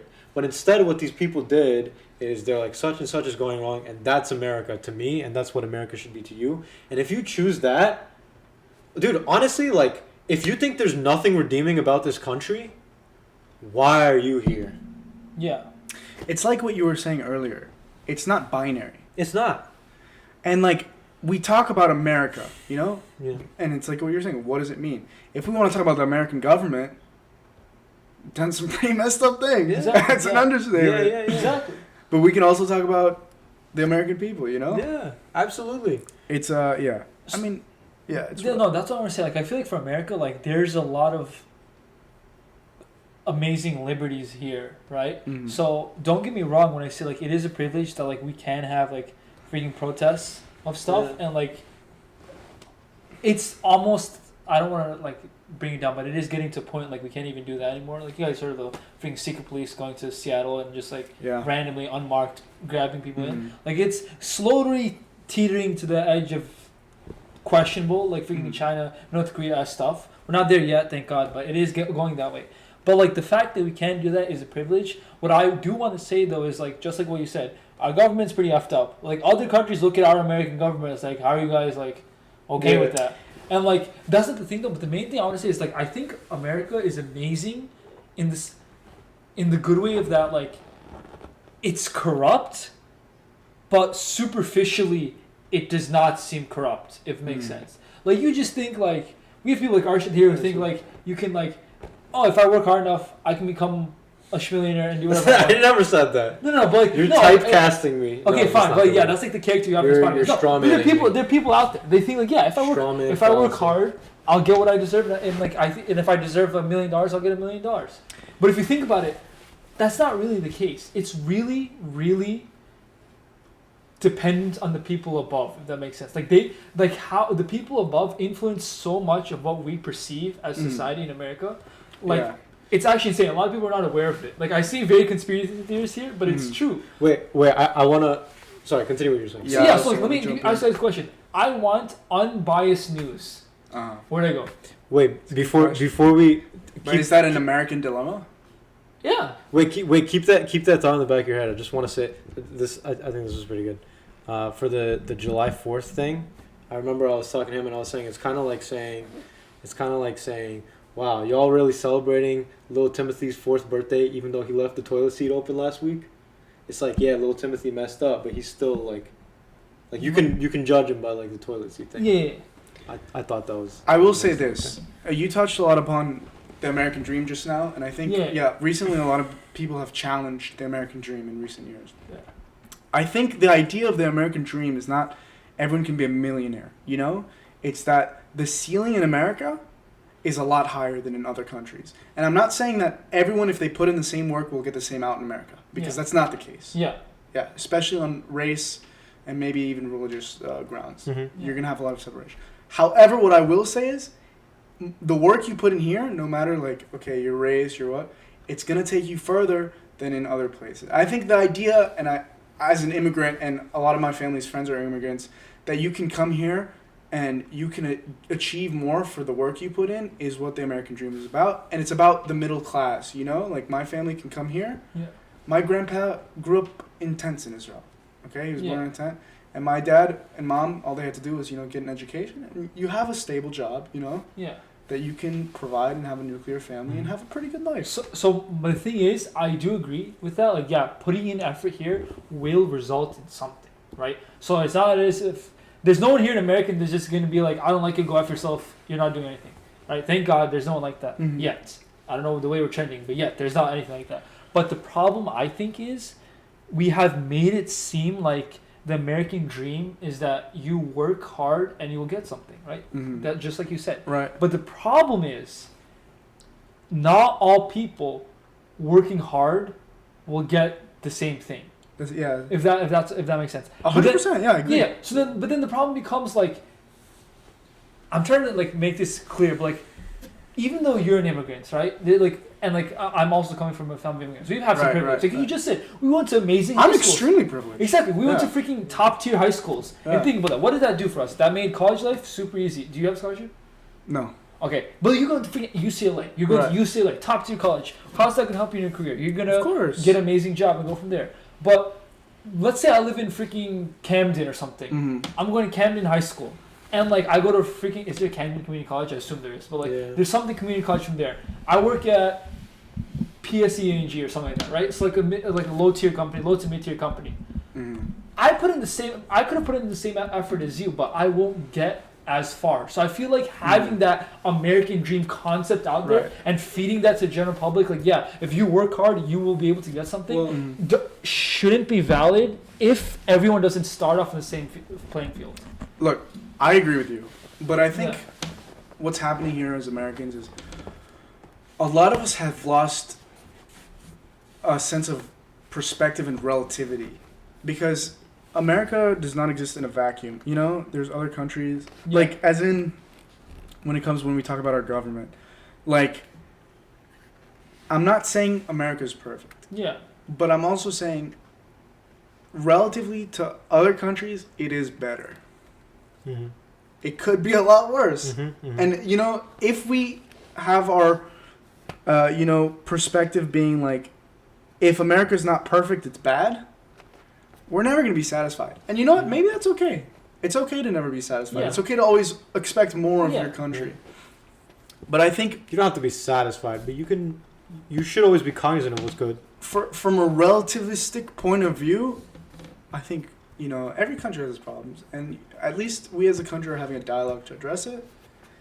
And I think the main issue with with America in general is that we are the only country in the world. I was talking with my mom this the other day. I'm like, telling my mom, like, what if we just get bored one day? I want to go freaking live in like Nepal. Like, people are gonna look at me and be like, who the hell is this brown looking dude? And why is he here? I can't do that. But if, let's say, someone from Nepal comes to America and is my neighbor down the street, I don't give a damn. Just like, oh yeah, he's here. Like, we're the only country in the world where people can come around the world and live. Just live. And I'm proud as hell for that. Yeah. But then, I think the thing is that there's some people who are extremists. Like, July 4th stuff you said, I agree with completely. Like, the people who say that there's nothing good here just stupid. Yeah, that was hella people, by the way. Yeah. Probably everyone that you and I mutually follow on Instagram, or no, not everyone. Maybe like 50 or 60% of people are like, why y'all celebrating July 4th? Shut up! That's what I'm saying. I get barbecue if I want to barbecue. The problem with that's like the problem with the progressives in general. Like, they expect too much, right? And like a lot of things there. So like, I agree that that's completely wrong. But I also agree that we should never settle and just say like, hey, at least I can live. No, right? Like that should. I agree with you, and I will say this: not only is it okay to demand, but we should be demanding. Exactly. Mm-hmm. However, I think it's important to keep, some perspective. Yeah, for sure. Yeah, but like, so let me say this. I want to phrase this like not attackingly. You can attack me, bro. No, I don't know. I don't want to. I'm trying to make it like sense. So like the protests going on now, like the entire movement and stuff. Mm. Do you think it's out of control with like the looting and stuff like that? Yeah. Do you? Yes. You know what's interesting about this? What? I saw a lot of people like taking Usher's side. It's like, oh, why does Cuomo make, like in New York, why does Cuomo make these rules where like, oh, you can't be gathering, blah, blah, blah, but he allows the protest. Okay, wait, let me clarify, because you said this is the perspective I have. Let me clarify this perspective. I'm not against the protests. Mm. If you're against the protests, that you probably are lacking some perspective as to what's necessary for America. I think the protests are necessary for America. Yeah. But you can't just pretend like the protests didn't contribute to the spreading of coronavirus. You can't live in an imaginary world where that's not what happened. There were a lot of doctors on Twitter. We were talking about these medical professionals saying, "Oh, many of you have probably heard that the protests are contributing to coronavirus." Well, that's not true. You should go out and protest. Yes, you should go out and protest. But guess what? You think those coronavirus numbers are going down because you're protesting? Go out and protest. No, take responsibility. Yeah, just be honest about it. Yeah. And I think that You know what's interesting though? Yeah. Is people were saying like, oh, why didn't the governors, stop the protesters? But they have like, they made hypocritical laws like relative to the protests and relative to like how you. But you know what? I mean, the whole point of protest is to go against the norm, right? But yeah, continue. Right. Like you can't really set laws for protests because then that just kind of takes away from the cause. Yeah. Yeah. Weird, No, but people were happened. basically saying, why did Cuomo allow protests and like why is he not allowing like gathering? But it's like, bro, protests are like, but it's exactly what you're saying. It's like, how do you stop people short of like full military intervention? Exactly. Who just want to just come out and Yeah. just like, what are you gonna do? Yeah, yeah. Tell them no? You have a right to protest, but you don't have a right to go eat at Taco Bell. Like that's not a thing that's Yeah, written down bro. anywhere. Yeah, yeah. But you have that right to protest. Yeah. But my point being is that like, Cuomo couldn't do shit about that, bro. Yeah. If people are like, oh, let's go out in mass. And he's like, no. And they do it anyways. Yeah. Guys, stop, please. Guys, stop. Yeah. So as if you're in Cuomo's position, you have to lean in and be like, oh yeah, like I'm allowing this. Yeah, He yeah, really yeah, has yeah. no control over it whatsoever. Bro, there was so much. Dude, No, but I want to focus. Andrew Schultz was talking about this a little bit. Dude, there's so much freaking like. Bro, there's so much. There's so many things Sorry, right now guys. that are like. All these politicians, the way that they're reacting to the protests, it's like it didn't really matter if they reacted one way or another. But there's so much like. This is what he was saying. He was saying that the reason why Cuomo is like more. Is like making a more public like allowance of these protests, is because. It's a re-election thing. Yeah, I think that's true. I think That's the thing that I think funds everything most, yeah. everyone in Yeah. politics does But is some okay. kind of re-election play. I think maybe it was a real election thing, but even if he wanted to stop it, he wasn't gonna do. Yeah, he wasn't gonna do it. Short of sending in like the military, you can't stop that. Yeah. Like you saw them. Well, they wouldn't have And that's stopped. a beautiful thing. Yeah, Yeah. yeah. No. And that's something you only have. But I agree with you, man.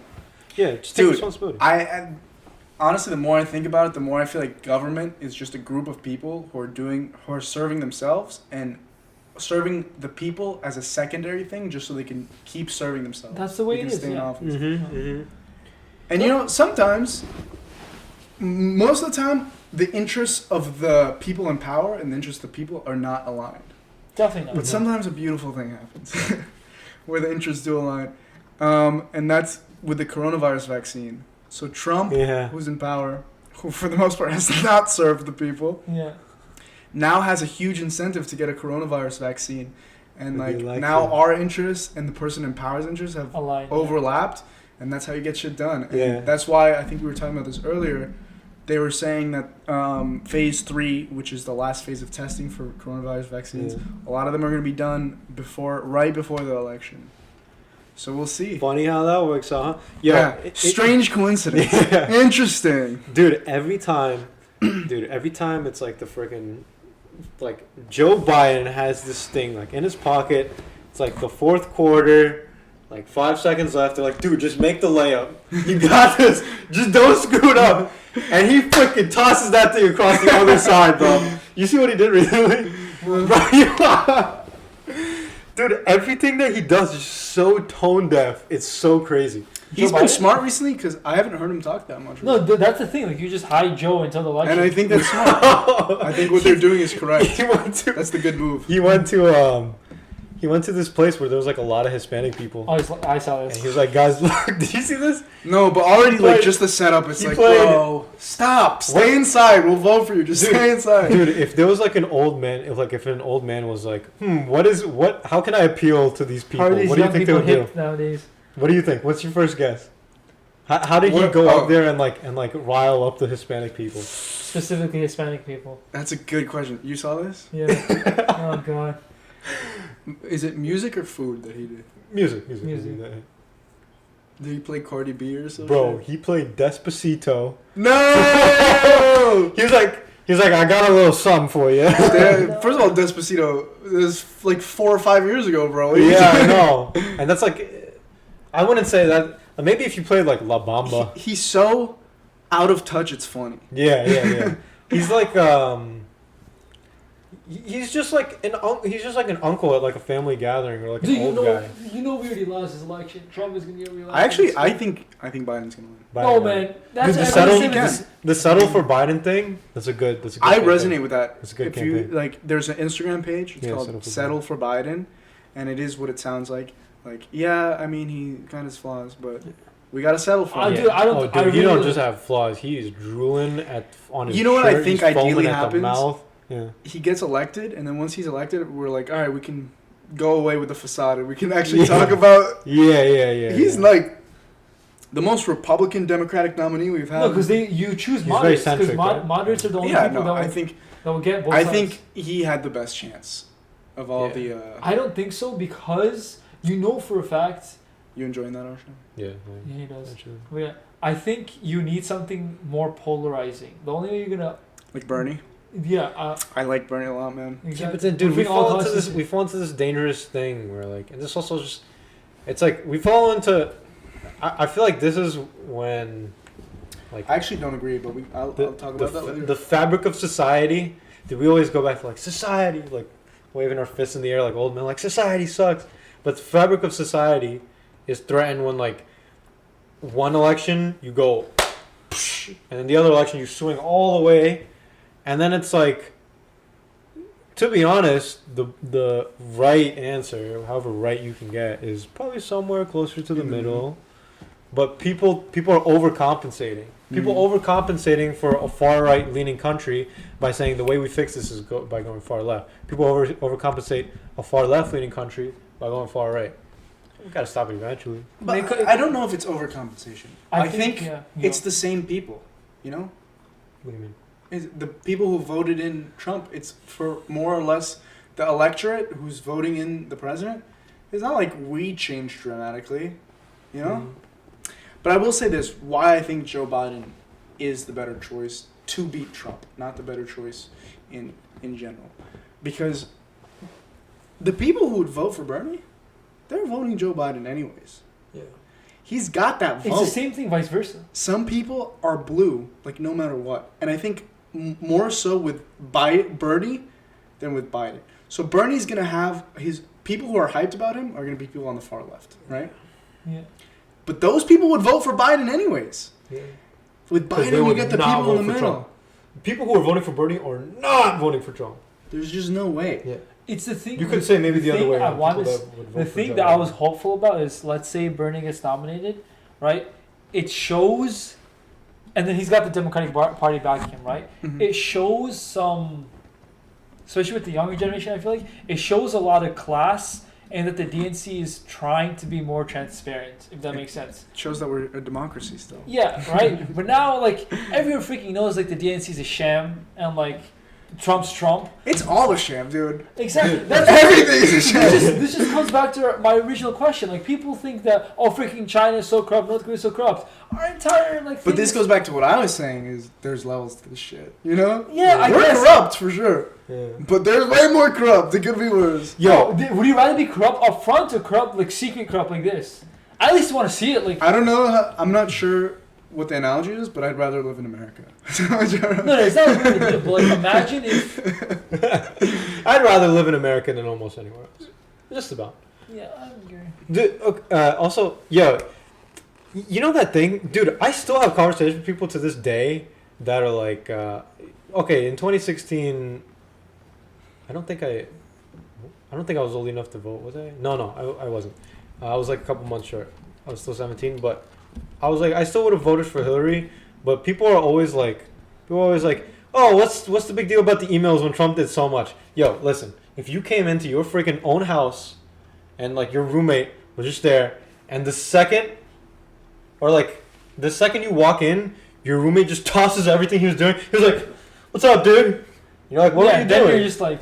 You will be thinking about that forever, dude. That's no light thing to just get rid of tens of thousands of emails. Yeah, no, I agree, but you still have to be like an adult and make a choice. Because Trump is, I would say, is. Yeah. I still think that was. And I think that's what I was saying earlier with Joe Biden. I hope like he gets elected and then we can shit on him like he Yeah. deserves, which he does. Yeah, I hope, dude. the comedy scene better pop off when Joe Biden, because these past 4 years, dude, Oh I've my been God, so bro. sick of it. Hey guys, Donald Trump. Yeah. Huh? Dude, there was this one guy, like a pretty good comedian from what I had seen, and I couldn't watch him anymore because he did one joke. Now this is just me being immature to an extent. I shouldn't judge him based on that one joke, but he literally went up and he was like, "Any Donald Trump supporters in here?" And some guy was like, "Woo!" He's like, "All right, so we have one idiot in the crowd," and I was like, "Dude, you're a professional comedian. You write stuff down and then perform them at stand-ups, and you let that one slide? Really?" No, yeah, It's not just bad. lowest common denominator humor. Like, It's so bad. It's so bad. Like, You know all what? this Trump That thing. happens regardless. but I think what he's touching on is like when you so blatantly pander. Yeah. It's just so annoying. Like this is a phenomenon with a lot of late night hosts. Yeah. It's just like when you're pandering, I can't watch you. When I get my like comedy or news or something, I want them to be almost on the edge, you know? I want Mhm. them to be saying stuff that's true, Yeah. but we as a society are still dancing around Yeah. it, you know? Yeah. But when you're behind the curve, when you're saying stuff we already know as a society, it's just like, dude, what are you doing? Yeah. Do you think there's anyone like You're that? not contributing. Yeah, exactly. Do you think there's anyone like that, right? I don't watch a lot of their stuff, but when I see their clips when they trickle down into Twitter and YouTube, Yeah. I don't like Trevor Noah. I don't like him at all. Yeah. I think it's just like you're not contributing anything. Yeah. You're just pandering. I think John that's Oliver's something like that. we try to do. He's Obviously, a smart guy. I like John. John Oliver. I like him too. He's also a funny guy. He's funny. Yeah. I don't know if he does stand up, but I think His he should. old episodes are much better. That's because that's pre-Trump. Like he used to do like different things, but Mhm. now it's just every other week is just like But I will say they're in a difficult position because, like, yeah, it's like so ridiculous. But what else are they gonna talk about? You know? Yeah. I heard the South Park writers talking about this.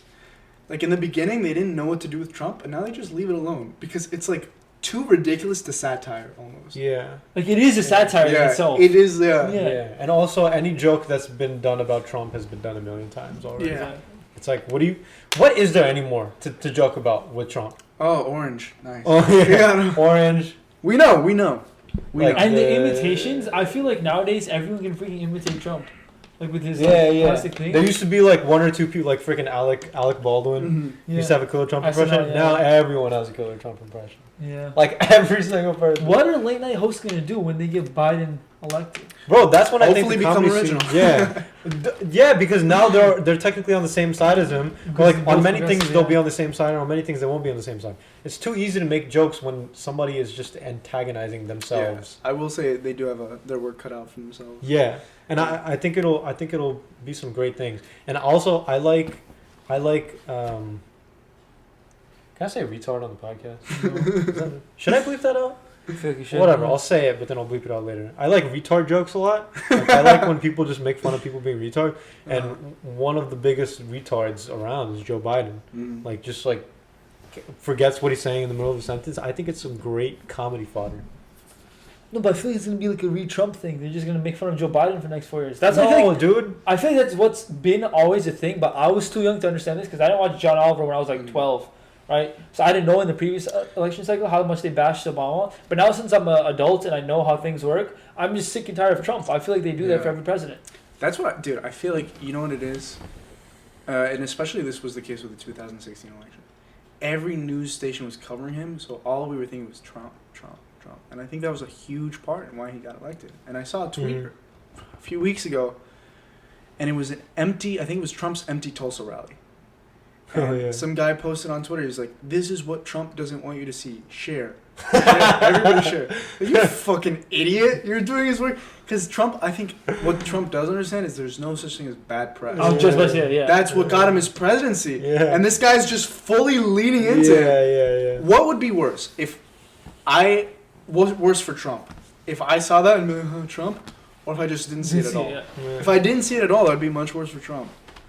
I think, how do people still not recognize that? Yeah, dude. If we just all shut up about him, Yeah. I think he would implode a little bit. You know, that's another thing about one of the obviously a lot of the reasons why Trump sucks is because Trump, but also Trump sucks because he's turned everybody into unfunny, unoriginal, just lame human beings.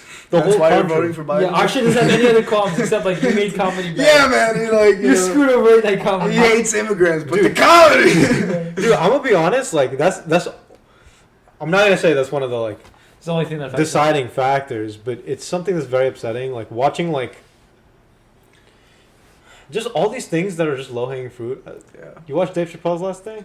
Yeah. Sticks and Stones, not the Yeah. 846. 846 was good. Sticks and Stones. Like, come on, we all I heard loved these- We've heard these jokes before. I loved it. I thought we loved heard the Sticks and jokes Stones. before too much. You know what? At first, I didn't like it, and I think it's because when he released his other specials, I didn't know about them when they came out. I only found out about them later, and I watched them. I was like, whoa. Yeah. And it just set the bar so high. Yeah. And when I saw Sticks and Stones, it was great. And if you look at it and you marathon his other specials and Sticks and Stones, it's on the level of all his other You think so? specials. Yeah, I do think so.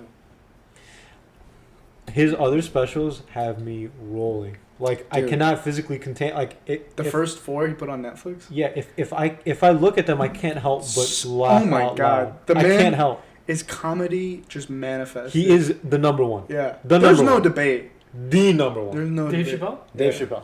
Like there's nobody You that cannot, comes close. dude. He is comedy. And he does it so. It's just Effortless. him. Yeah. You can't even tell that he sat there and wrote the jokes down. You know, here's an interesting one. You ever seen his older specials before he took the hiatus? The one where he would wear the oversized shirts. Yeah. Yeah. So I don't know if people don't know. Dave Chappelle was a comedian, and he had a show called The Chappelle Show. Yeah. And it He took a hiatus. turns out his contract and the executives were screwing him out of a lot of money, so he took a huge break. And recently he's come back and he's making more specials. So there's the pre-hiatus specials and post. And there's like a lot of debate about which are better. I like new Chappelle better. Really? Yeah, man. I think he has a new vibe. I think old Chappelle was much more like roll on floor laughing type jokes, but now he has a different vibe where he's just kind of talking. You like old Chappelle when he had his high-pitched voice? Yeah, I'm thinking of Killing this- him softly? Yeah, yeah, and I'm thinking of this other joke with the drug dealer baby. Oh, yeah. That was old that's a joke. Chappelle. But I like new Chappelle way better. I think they're different vibes. But you know what it They're also both might genius be? in their own. It might be that's when I was introduced to him. Is like, that's who I know as Dave Chappelle is new Dave Chappelle. I didn't know old Dave Chappelle. True, but yeah, I kind of I don't know when the Chappelle show like waned off, but the Chappelle show was very much more old Chappelle than new Chappelle. Dude, Chappelle Show was hilarious. Chappelle show was like top freaking notch. You got a freaking phone. I'm trying to look up something. Come on. Freaking idiot. Chappelle show. Do you watch Key and Peele? I don't watch any comedy. No? You were thinking of doing some stand up pretty soon, weren't you? I like toyed with the idea in my head. I think the reason I would want to do stand up is I think like it gives you like a good foundation as a human being almost. Like Why? Let me I'll say this. When you do stand up, it's honest. The people's reaction, they're gonna laugh or they're not gonna laugh. Right. It's gonna be like purely honest. I think going up there and exposing yourself to that, I think it forces growth. Right. Man, that's really deep. I didn't even think about it that way. I don't know. The reason, like, I just look at a lot of comedians. I don't know. Like, there's something about them that I envy almost. You know, there's like, it's hard to describe, but they have this like It's like there's an aura. almost a confidence. Yeah. Yeah, that It's like I they're really envy. The center of you are the center of attention, but I feel like that comes with like a lot of pressure. And For like, sure, man. And if making a career out of it, Mm-hmm. fuck. Yeah, like I mean, every comic that is big has had their fair share of Yeah. like so many, and it's a really humbling experience. Now, I want to continue some stand up myself. Yeah, you killed. Yeah, the first time You killed. You should put that up somewhere. It is. Where It's did up on you- where YouTube. did you do it? I gotta Okay. show you this. So high school, I think Arshad was in a class called Comedy and Madness. Yeah. Basically, a bunch of high schoolers went up and performed comedy. Yeah, it was like 4 or 5 of us. Yeah. Yeah. Like Arshad- improv or like stand No, up? you stand- write your comedy and then you go and perform in a Yeah. bunch of. Arshad killed. Yeah. Yeah. He murdered that shit. Dude, Yeah. the next day was a great day at school. Yeah. The next day was a great day at school. I think one day I was dropping her off from high school. I was like, yo, you ever think you peaked in life? Yeah, Dude, And he goes, yeah, I think I peaked. to this He didn't phrase day- it like that, but like. to this day, when people ask me what my favorite memory is, it was that. It was that night. Dude, there's this freaking story I have. That night was going so well, like in the middle of my set. And I remember like our teacher who was also like helping us with our stand up, he was like, don't make it too long, 5 to 10 minutes set, and then get off. And I was bordering on like 10 minutes. I was already past that.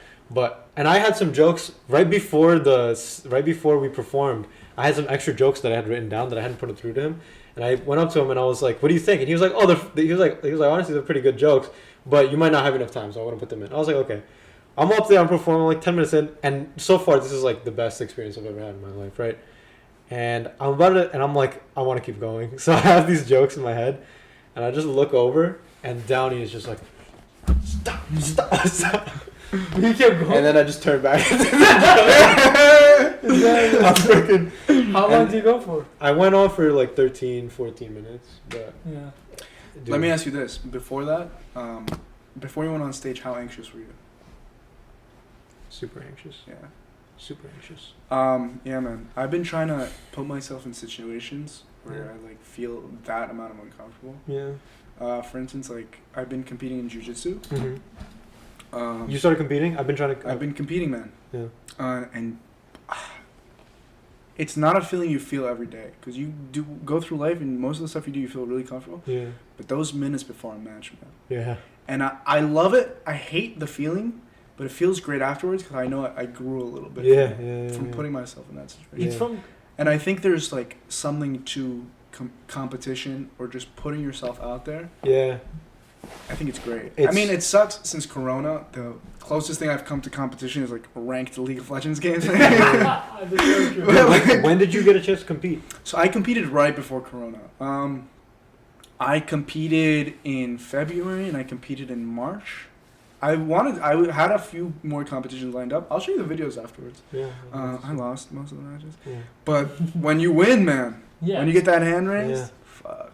Yeah. Especially for a sport like jiu-jitsu, where it's one-on-one. Exactly. It's your skill. No, but that's the thing. I feel like as you grow older, those opportunities for competition, unfortunately, they don't come as much. Like I Mhm. remember, like I used to play soccer a lot. Yeah. In high school, it's you Everywhere. almost had to struggle to avoid it. It's not even for like freaking sports. Like let's say you win like a damn like It math can be anything, competition. Yeah, you get the trophy and like the banner Right. of the high school would say your name and stuff. Like, but when you get old, like Rutgers, no one cares unless you're on the damn football Yeah. team or something. Yeah. And like once you're old, like who's gonna care except for maybe your Yeah. spouse, maybe. But, like Dude, it was just kind of sad because Yeah. you know when the last time I felt that feeling? When at NBIC the guys would do it together and we would wrestle there. And we wouldn't just wrestle, we'd do submission grappling. And I was like, hell yeah, like this is amazing. Like I love this. I love because people are like hesitant to like, oh, like I don't know if I want to go next. Like you know when you're like a little kid Yeah. in gym class and you're like afraid you might get embarrassed or something like that. And then you go out, you get the win, whatever, and it's like everyone cheering on, and then like you like earn people's respect around you, and it's just like yeah. it's inconsequential, but like to your group of guys, like when men are around or amongst men, everything is consequential. Yeah. And it's so great to have that feeling. So like one up. Wait, so what you're saying is you cream them? I cream them. Oh, I cream them. That's the great thing about Yeah. jiu-jitsu. yeah. Damn. And You gotta get into it. Yeah, I'm not going. dude, I tried to get all these kids to come. I tried to get you to come a handful of times. Because you I kept tried going to when get- we went rock climbing. And rock climbing was more fun at the time. I gotta go to the bathroom real quick, guys. Yeah. So yeah, guys, welcome back. Welcome back. We just took a break, and basically these two went to high school together. Oh, okay. Sorry, I don't need to do that anymore. Oh yeah. Oh yeah. We did? Did we? So these two went to high school together, right? As you guys know, so they've basically just been talking about a bunch of stupid stuff they've done. Yeah. If you haven't put it together yet. If you're this far in the podcast and you're like, oh. Yeah. So they're just skipping around. Like you skip 20 minutes here. 20 Yeah, minutes yeah, there. maybe. But anyways, we're talking about this one story before it got cut off. Okay. But yeah, so alright, so this one time junior year, we worked, me, Idan, and our friend Phil. we were working together. Now Phil is like a very like by the books, like diligent, hard-working student. Yeah. And he decided that he was going to work with us on this project, right? Now, what he didn't know, well, because he just respected us as students at the time. What he didn't know is that we were just pieces of when it came to school. Like, we didn't do a damn thing. Alright? Like you had to put a freaking, our grades had to be on the line for us to want to do anything, right? I will say, we did do stuff, but it was more of Arshad's style, which is very last minute. Yeah. And that's not our friend style. Yeah. Oh, our friend style was not that. I remember one day we were working on the project. Now the thing we had to create, like a small little like comic book basically. We made a comic book and it was to teach a certain aspect of BC calculus. This is such a high school project. Yeah. It really was. Yeah, it was. To be honest, it was kind of like fun. It was like Yeah, I enjoyed it. Anyways, this was like 3 weeks before it was due, and Phil Melnick, I said his name again. Bleep bleep. Phil was like, Phil was like, listen guys,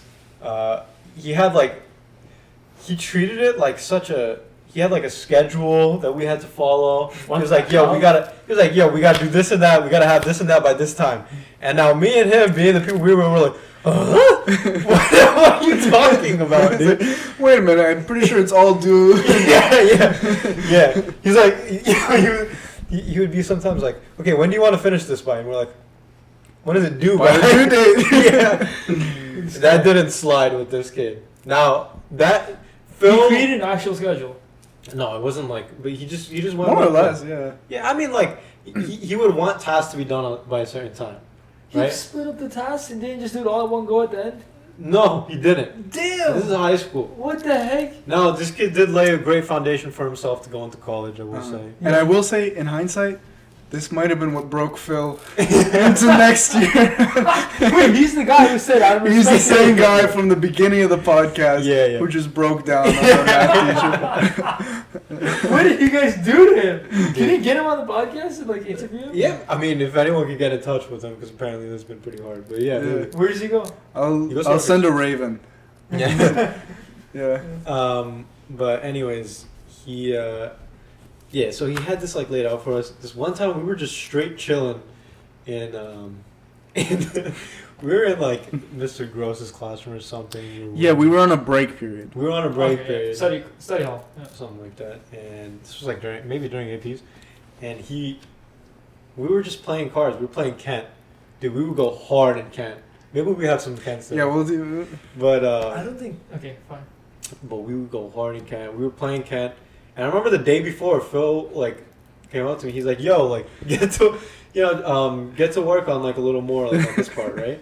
And he was like, and I was like, "Oh yeah, like I'll just." So then the next day he comes up to me while we're playing.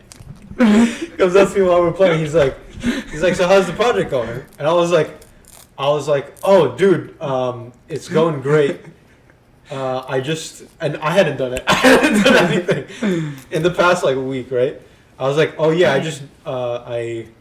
I created a villain for the story. Oh no. And he was like, oh, that's sick. He's like, tell me about him. I'm like, his name is Mr. Bad Integral Guy. Something like that, right? Literally on the spot, I'm like, yeah, he's like, he just looks like a villain, and like this is how the protagonist like interacts with him. Oh no. And he's like, oh, dude, that's sick. He's like, did you get a chance to draw him yet? I'm like, yeah. Dude, and then this next one I was not expecting. Total curveball. He's like, could you draw him in front of me real quick? I want to see what he looks like. Show me. I'm like, dude, I'm sweating, bro. I'm like, You just take an integral sign and put like a body and a leg and dude, I literally, more or less, that's what I literally, dude, I was looking at the paper, I was like, I'm trying to remember what he was. Why is he grilling you like a teacher? What? I don't know, bro. That was just Phil's style. He put himself there. If he had just said I didn't do Yeah, but I also didn't want to say that, like, because most people, if you're just like, oh yeah, I did It's this. rude. It's rude. What? It's rude to say. Yeah. It's Wait, rude so to what say. did he do Yeah, when he yeah. asked you? What? When he asked you? We were both there. He like sort of asked both of us. Yeah. You took the hit, alright. Yeah. So then I was like, I was looking at the paper for a little bit. I draw a rectangle, and this guy's hair is just 3 integral signs. And his arms and legs are integral signs. If you don't know, an integral sign is just a squiggle. Yeah, it's a squiggle. So it worked for like his hair, like pieces of hair, his arms and his legs. And I just made him have spiky teeth. And Phil was like, dude, that's so good. Oh no. I'm just like, holy crap, man. I freaking got out of it. Yeah. He ended up finding out a little bit later that. Yeah. And I think when he found out is probably when Yeah. Yeah, how did this break him He's like, down? nothing's real anymore. There's no effort. I think required. like it didn't end up mattering in Velasco's class. We did well no matter what. Yeah. He was like Velasco was good in that sense where like the things that matter, like she'll grade you. yeah, harshly. she knew what to put weight on. Yeah, exactly. And she knew to some extent that those last 2 months Yeah. were like just whatever. It's just bringing back Kent Saga memories. Dude, Kent. So if you don't know, Kent is a game in where you play with a partner, and the goal is to get 4 of the same card. It's a card game, but once you get 4 of the same card, your partner has to call you out and say, "Oh, he has 4 of the same card." Yeah. And you're not allowed to talk. So And the the way way you do say it that is you say Kent. is you develop signals, right? And here's where the plot thickens. Ready? Someone else can call you out Yeah. if they think you have it. You remember Nian's class? We're on the bike. You know what I'm talking about? With Ryan. Dude, our friend Ryan. Have you played Kent? I don't like Kent personally, but yeah. I played it. Yeah. I tried playing it recently. It's not as fun. But Ryan, Yeah. It's okay. You want to tell the story? I don't remember it exactly, but our friend Ryan, smart kid academically. Street smart. Yeah. Academically. Yeah. That's all I'll He say. was there. He was there. You can make Anyways, more our friend conclusions, Ryan. We're just playing, and a new cards come out on the table, and the way it goes is you snatch up whichever cards you want, Yeah. and we're playing these high top lap tables, and we just all watch Ryan just snatch a card Yeah. and just sit down Yeah. completely dissociated. Yeah. Or he would go like this. He'd go like, Wait, say that again? Dude. What? dude, Essentially, imagine, he just basically told us he had Yeah. 4 of a kind. dude, imagine you're familiar with poker, right? Yeah. Imagine you had pocket aces. You're just like, guys, come on, let's hurry up and bet. It's like if It's you like- play poker Yeah. and you look at your hand, you're like, yeah, Yeah. let's go. Yeah, but the thing is, the way that Ryan is he didn't bluff. Like he didn't have the capacity to bluff. Like he couldn't be like, oh yes, and like not mean it. So you would just read right through him every time. Dude, Kent caused a lot of Drama. drama. Drama. Dude, like straight up. Yo, we took Kent serious in Frontline. Dude, and by the way, you're looking at the 2 best Kent players. yes, we had a whole system. I don't remember our system, Dude, we but murdered. we murked, bro. Like no one came close. And it got to the point where we played Kent so long after school for so many hours with so many people, we decided that we were the national authority on Kent, basically. So the We should have rules, started a Kent league. we should have. And dude, if there were anyone in the world that was the national authority of Kent, it was us. Yeah, we were. Oh my god, we just dogged these dumbass high Yeah. schoolers. Are the techniques or like you guys just good? Oh no, we for used, playing together? well, it was a mix of both. We just got to know each other, Yeah. so like, you just knew. It'd just be like, dude, like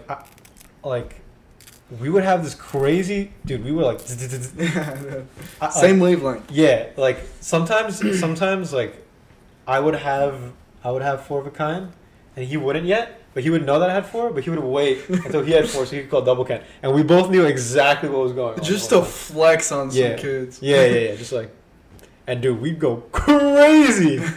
We'd go crazy. Oh my Is- god. I can't relate because I'm really bad at Kent. Yeah. Like, it's Most just not people like, are. Hey. I tried introducing you to my UCLA friends. We don't get as into it. Yeah. I You think guys it's- don't get it. It's like chasing the dragon, man. Yeah. I feel like it'd be fun, like Okay, it's really fun. with like high school friends again. Yeah, it probably would be. I remember, Because like, we would get hyped. You guys play. Arshad, let me tell you, Arshad had a bunch of celebrations. Signature celebrations. In the middle of class? AK-47. Yeah, one of them he'd go out and go into a closet and come out and shoot. You guys played Kent, but like as I mentioned before, like in our high school we had laptops and we could freely use it. So what ended up happening was me and my friend. You guys know the game like, yeah, we play like FIFA and stuff like that, right? So you know how normally you can play it like on a computer. My friend bought 2 wireless Xbox controllers and plugged them into his laptop, and we were playing it. But the problem became that we got separated, right? Because not because we were in trouble, but just like he told us to move desks, like for a quiz or something. So we took the quiz and we finished, and I'm like, what the frick do we do? So it's like 3 rows. I'm in the back row. He's all the way in the front row, and the teacher's just like walking around. So he turns out his game, and like we play with the remote control things away from each other. And I just put my jacket over my lap, and I'm playing like this. Right? so I'm playing like this. Speaking of jacket over something. Yeah. Wait, what? Okay, so so I'm playing, and then like we're getting really into it, right? You know how the control vibrates when you like score or go and stuff. So I'm like really into it. It's like vibrating and stuff, and my teacher's just walking, and he just from him he sees this. He's like behind, and he just sees it vibrating. He's like this, and he just sees me like getting excited, like yes, and he's just like, what the hell is happening? I straight up picked up my jacket, my controller, and I just threw it across the class, like to the side. Thank God I didn't make any noise because the jacket was padded, and I just put my hands up like I was Climax. and then he was like, Zarir, what the freak are you doing? Why are your hands in your pockets? He thought I was masturbating. So I'm just like, what the freak? And then I remember the entire class is dying because we were infamous for doing that in every class, but our teacher was so confused, and from then on we turned off vibrations. Yeah. What were you saying? Jacket over? We. Oh yeah. Tell us. We have a mutual friend. Shouts Kevin. Kevin, And Kevin's Kevin's get him on the podcast. Kevin's a hard worker. Oh yeah. Obedient kid. Why is everyone hard workers Teachers. beside you guys? This is all. Hey, dude, we were in like. It's a whole nother story. Yeah. like, Were you about to say we're in a high school where it was just like that mentality was? yeah, but also we were in like the really high level classes, but I don't think we got there because of hard work. I think we just have foreign parents Yeah. who just drove math into our brains. Exactly. So it's just like it came, I think, more naturally a Yeah. little bit. Like when I was young, my dad used to sit me down and do math problems with me. Yeah. That's the way it is. And I think a lot of the people there had to work very hard to get.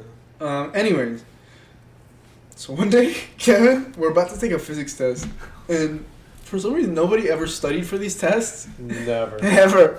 Never. So he goes, guys, I have the perfect strategy. Mr. Nean's a fucking idiot.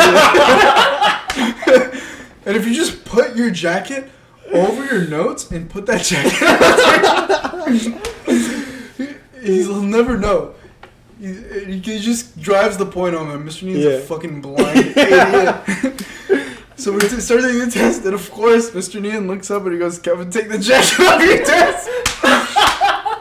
So for a minute, Kevin is just struggling. He's like, he like doesn't know what to do. He's like picking up and dropping the jacket like on his own desk. And then Mr. Nean starts raising that pressure. He's like, Kevin, get that jacket off your desk. Yeah. And we still make fun of him for Dude, it, bro. and do you remember? Okay, so The way he said it, bro, he was like, he's like, okay, wait. It's like, what? It's like, why do you need me to wait? Like, what's going on under that jacket? Give me a second. The next time, Mr. Nean, this jacket's a little heavy. Yeah. And then the next time, bro, the next time we had a test, he was like absent, and Nina was like, he said something. Do you remember? I vaguely remember him saying something. I don't remember what he said. He was like, oh, jacket guy's not here, and then like we were laughing. A couple seconds later, he was like, really, how dumb do you guys think I am? That's pretty dumb. Dude, I remember there were some times where we would have like, in his class and in Velasco's class, we would have like quizzes. Mm-hmm. And they would always be like, guys, this is real. Well, Velasco would do this too. I remember one time, like, I was taking a quiz, and, like, I had not studied, like, at all.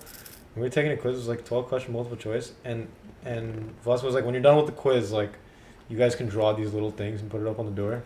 I was taking the quiz, and she was like, guys, this is serious. This quiz is serious. It's going to affect your grade. Taking the quiz.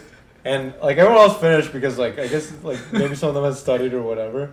I was just like taking my time. So we're all drawing, and we're all like in the back, like fucking around. Yeah, I'm looking over and I'm like, damn, I wish I could do that. I keep looking over. It's a 12-question quiz. I probably have 2 questions filled out. I just scribble in random crap for the next 10. I'm like, yeah, I got to draw now. Dude, that's how stupid it was. That's how stupid that fucking class was. You know what this reminds me of? We had this one kid, Mark. Every physics test we had, he would go up to Mr. Nina and be like, Mr. Nina, what's the answer to this? What's the answer to this question? Yeah. Nate would be like, I can't give you this mark. Yeah. But he was undeterred. I kind of respected it. He did it every single time, like without. Did you ever get a question? Actually, like I feel like sometimes he got more help. Yeah, for sure. Like, dude, but I think it's a negotiation tactic. Yeah. You start high and then meet you in the middle. Yo, but he wouldn't, like, literally, like, every test, it would just be the same conversation. He'd go up, Mr. Neen, can I have the answer? Mr. Neen would be like, no. And he'd be like, okay. But you know, I respected it. And he kept doing it. Dude, Mark was such a respectable person. 100%. I don't know what it was about him, but I just, like... He was poised. Yeah. And, like, he just did what he like wanted to, Dude. and it like didn't make sense to like anyone a lot of the I time. didn't give a fuck. He just didn't care. Yeah. I think it's a good way to put it. Yeah. Did I talk about this before on the podcast where I went to like the mall to play Mario Kart? No. So the way you guys took Calc 3, right? Yeah. So you know how obviously in high school classes end at AP Calc BC and then you're done? So I finished that early, so the school had nothing for me, so we had to take classes, right? So for a full semester, me and my friend told the office that we were registered for Calc 3 at the community college, because our school was inside a community college campus. So like, yeah, we're taking Calc 3 at that school, right? For a full semester, we were like that. But in reality, we were taking an online Calc 3. So what ended up happening was every time it was our class, we just left, went to the parking lot, got into our cars, and just drove to the mall. Went to the GameStop inside the mall and just played Mario Kart for an hour and a half. Did you ever get busted? So that's the thing. A couple times, I'm really paranoid when I do this stuff. Like, not gonna lie, like if I see anything similar, I'm bolting. So I swear, one time we were coming back and the other class was outside because we took AP Environmental Science, and they had to do some crap like count rocks or something. So the entire class with the teacher in front was walking through the parking lot. I wasn't paying attention. I was scrolling through my phone, and then my friend Sam hits my shoulder. He's like, Zarir, that's freaking the teacher. And I'm like, what? Straight up, almost ran her over because I just zoomed past. No witnesses. Like, she see you? No, she didn't see us because she was like, what the hell is that? But that was really strong. I remember that specifically. But like a bunch of times we were just like, we didn't even care. Dang, slick. I think like even like the teachers knew, because at one point they're just like, where are you going? And we're just like, Yeah, but they don't get paid enough to fucking... exactly. Dude, if you're a teacher, how do you care about what the students do and have self-respect for yourself? Exactly. Those things are mutually exclusive. If you give a fuck about, like, oh, you're a freshman, you can't leave for lunch. Yeah. Oh, when they would pull that, it's like... Yo, don't you have better stuff to do? Dude, it's like, and the answer is no. It's like you go up to them and you're like... They say that and you give them a look and it's like, look, man, I can leave out this door or I can go on the other side and leave out the other door. So you could either make my life easier right now or you could just make... I had a history teacher in 9th grade. He was iconic. I mean, like 4 or 5 generations of the school knew him for one thing and one thing only. Inevitably, some freshman class would fuck up during the school year, somehow or another. They'd either forget an exam, do disasters on an essay, or just be like annoying. He would give his iconic "You are freshman" class straight up 90 minutes for an entire period. Would say, "You're a freshman. You haven't proven anything. I'm a well-versed, educated man, and I've done everything." And give that rant for like the entire class period. But the thing is, he didn't give it. He was literally like famous. He was almost like a rite of passage for all freshmen. Like sophomores, like upperclassmen would ask the freshmen, "Did you get the your freshman speech yet? Did you get it yet?" And like every year they would get it for the stupidest reason. I'm trying to remember why we got it. I think it was because we had a really important project and one group just didn't want to do it and just said, "We're not gonna do it." And it was like like we had marking periods back then. It was a full marking period project, and they're just like, "Yeah, we don't want to do it." And he's just like, "Who the fuck do you think you are?" And then, dude, yeah, there's always freaking teachers like that. I remember by the way, we should keep an eye on the time. Probably wrap up pretty soon. Yeah. I have one more story before. Yeah. No, we can still just like we just gotta be cognizant of. We can tell more stories. Dude, Velasco, one time like Also, Velasco is which class? Velasco is the math. Multi. Yeah. So, okay, there were 8 people in the class. Your entire And- class was 8 people. Yeah, it was 8 people. And Oh, your multi-minority was the entire class? yeah. Yeah. And- We were all minorities. That was the joke. Yeah, There's yeah. only 8 Not a of you? single American kid in there. yeah. That's so chill. Only Yeah, it was 8 of really you? chill. Phil was the closest that we got to like non-minority, Yeah. but then even he was Phil and I. Yeah. So the other 6 people had their like ups and downs with Velasco, but mostly ups. But we mostly had our downs with Velasco. Are you gonna tell a vape story? No, not that one. Oh. I can tell that You one. should tell. Oh, Oh I yeah, know I'll that tell. I'll tell. Also, if Velasco's watching this, she's done watching it already. So There's no way. yeah.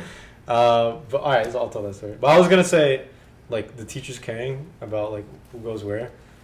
So she didn't trust us. So like, one time Idan was like, Idan went up to her, and he was like, Miss Velasco, can I go to Dunkin' real quick? And she's like, no, sit down. And then he sat back down, and then he was like, Miss Velasco, can I just go to my car real quick? I thought he was about to say, can you go to the bathroom real quick right after? That was the next question. So she was like, I need to go get something from my car. You remember this? No. And then she was like, shut up, you're gonna go to Dunkin', sit down. And then like a couple minutes later he went up and he's like, can I go to the bathroom? She's like, how stupid do you think I am? You're so sick. And then I, a couple minutes later, decided that I wanted to go to the bathroom. Not actually because I wanted to go to the bathroom. Well, you need to go I just walk around. I was just gonna like check my hair out or something, right? I went up to her, I'm like, Miss Velasco, can I go to the bathroom? And she's like, no. And I was like, what the hell do you mean no? And she was We were like, discriminated against. yeah. And she was like, because you're just gonna go to Idan's car. I'm like, what have you done, bro?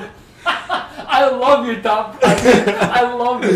How do you not remember that? I figured it's like Dude, I because remember vaguely. that kind of stuff would happen on the day. It's like a daily thing.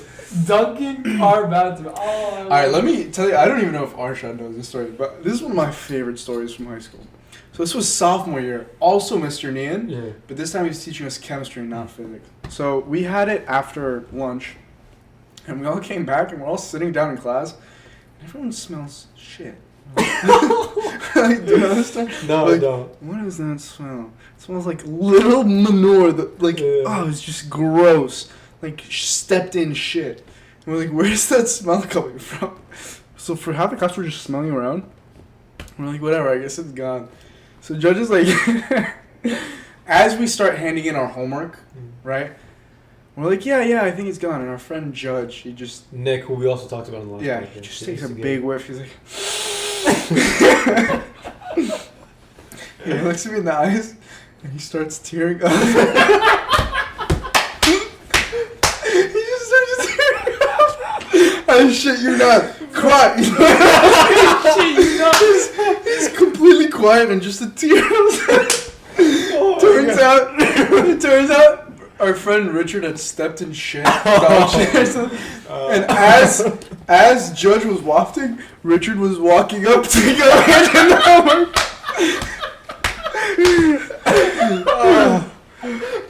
Oh, dude. That was so funny. single tear. It's like the movie. Yo, I wish I had a picture. He just stares me in the eyes. And it's just a tear rolling down. Oh, my God. I gotta ask Judge about this story. It's so Yeah. funny. Oh, my God. Oh my. Dude, did you guys, Yo, speaking of tears. speaking of tears. Yeah, Wait, I want to hear the vape story. okay, yeah, this is this one. So, so Miss Velasco was the same that guy. I can't get that picture. And also, if you know Nick and like you can visualize his face, it just makes it so much funnier, dude. I don't even know his face. I'm just imagining some chubby white dude. No. He's,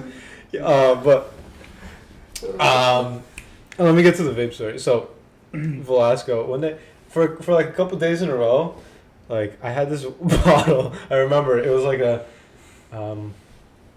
an hourglass shaped bottle. It was a water bottle, and it had a little thing at it was A nipple. A nipple. Yeah. Oh, yeah, you just squeeze and drink. Yeah. No, but you don't squeeze and drink it. You would just suck on it. Okay, fine, yeah. That don't sound too good. But anyways, so you would pop it open, you would suck on it, and it would sound like a vape. Like it just sounded like, you know when you pull on a vape and it goes Yeah. right? It would sound like that. kind of crackling, sort of. Yeah. And I'd go around and be like, yo, look, I'm vaping. Right? Just thought it was funny. Everyone was like, shut up, you friggin' idiot. So I would just go around, and then one day, we were just in class, in our first period class with Velasco, and I go up to her and I'm like, Miss Velasco, look, I'm vaping. I'm just sitting like a friggin' idiot with like my stupidest joke in the world, right? Like stupidest thing ever. And she's like, don't make jokes about that. I'm like, what? Oh, what's going on here?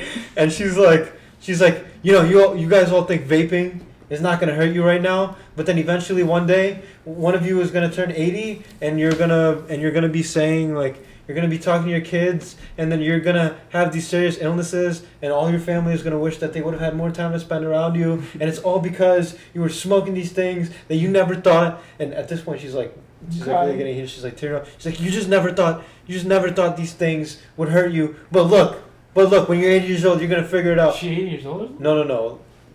Well, we'll get to that. We'll get to that one. And then she's like crying, and she stands up, and she's like, I need to go. And she leaves the room. Runs out of the room. She runs with out tears. And I'm like standing, crying, yeah. not like, what did you do to her? Yeah, she's crying. And I'm just standing there like a friggin' idiot. I'm like, with a bottle still in his mouth. I'm like, what did you do to her? I don't know, but so now afterwards we found out that, it was she might have had a traumatic experience with one of her relatives had cancer from smoking or something. Yeah. And that freaking idiot. And but he didn't know. That might have triggered it. Well, it did trigger it. Why would you go to the teacher? And tell her I was vaping? I didn't think it was harmful. Yeah, it wasn't a big deal. Yeah. In hindsight, we didn't know. I had no freaking clue. I have some things. What? I don't want to say it though. What? Nah, it was just cringy things. Like, this reminds me. I remember one time when I was in middle school, Kadeem told me to go tell the teacher. Like, I used to go overnight to play soccer with my friends. And like at night, we were bored, so we went to the thing back then was Omega or something. And, like the entire team would just like fuck around on the webcams and stuff. Yeah. And Kadeem was like, I dare you to go tell the math teacher about what you did last night on Omegle. I'm like, yeah, sure. So I went to go detail the stuff I did, like with how they said the guy with the red shirt was the cutest or something, and she just looked at me like, what the hell? Who was the guy with the red shirt? Me. Oh. So then they're like, what the hell is wrong with you? Yeah, like, dude. that's what this reminded me of. Like, what the hell? Middle school, you know what? Middle school, you just do shit, and in hindsight, it's like, what was I thinking? Yeah, exactly. Dude, what an idiot. I was a zombie walking around with no brains for 3 years, and I just thought things were funny, but everything I did in middle school was cringy. Everything. Yeah. Dude. I think that's like a common feeling among people. Yeah. It's so bad. But yeah, do we have any more stories? Not that I can think Dude, of. one day I have to tell my DC story. Tell your DC story. Tell that maybe next episode or something. Yeah, definitely. It's like a long answer. Yeah, but I think maybe we should Shout wrap out to up. Stephen Sounds Bilal. Yeah, good. shout out to Stephen Bilal. By the way, thank you so much for coming on, dude. Thank you guys for having me. Yeah. I had a blast. Dude, this was a pleasure. This It was was a really great funny, thing. yeah. I told this actually to some of my other friends that were also on. I've actually, when you watch Joe Rogan, like obviously, like a lot of times he has people on that have something to say about something, right? That's not to say that my friends don't have something to say about something, but sometimes he'll just have Eddie Bravo on, right? And it's just one of the boys. Yeah. You know, it's just one of the lads. I said this before too. I said this a couple times with Faison as well. But that's what you are. You know what I mean? Like, Thanks, man. I appreciate it. It's nice to, and I hope you can come back. I would love to. I would love to come back. Yeah. And it's I had a lot of fun. Yeah, this was a great podcast. It was fun. And yeah, so real quick, I wanna. We talked about a lot of things, but I think overall we had a good time of serious and funny stories. Yeah. Sometimes just idiotic stories. but- Shouts. Phil Melnick. Shouts Phil Miss Melnick, Velasco. Phil Melnick. Sorry, that Miss Velasco got cut off by the bleeps. Miss Velasco. Yeah. But yeah, thank you all for watching. Make sure you subscribe. Subscribe to the YouTube channel. Go follow us on Instagram, and we're trying to get a Spotify out pretty soon, and we'll keep you guys updated on that. But yeah. Yeah. Um. Thank you for watching. Thank you guys. See you next time. Peace out.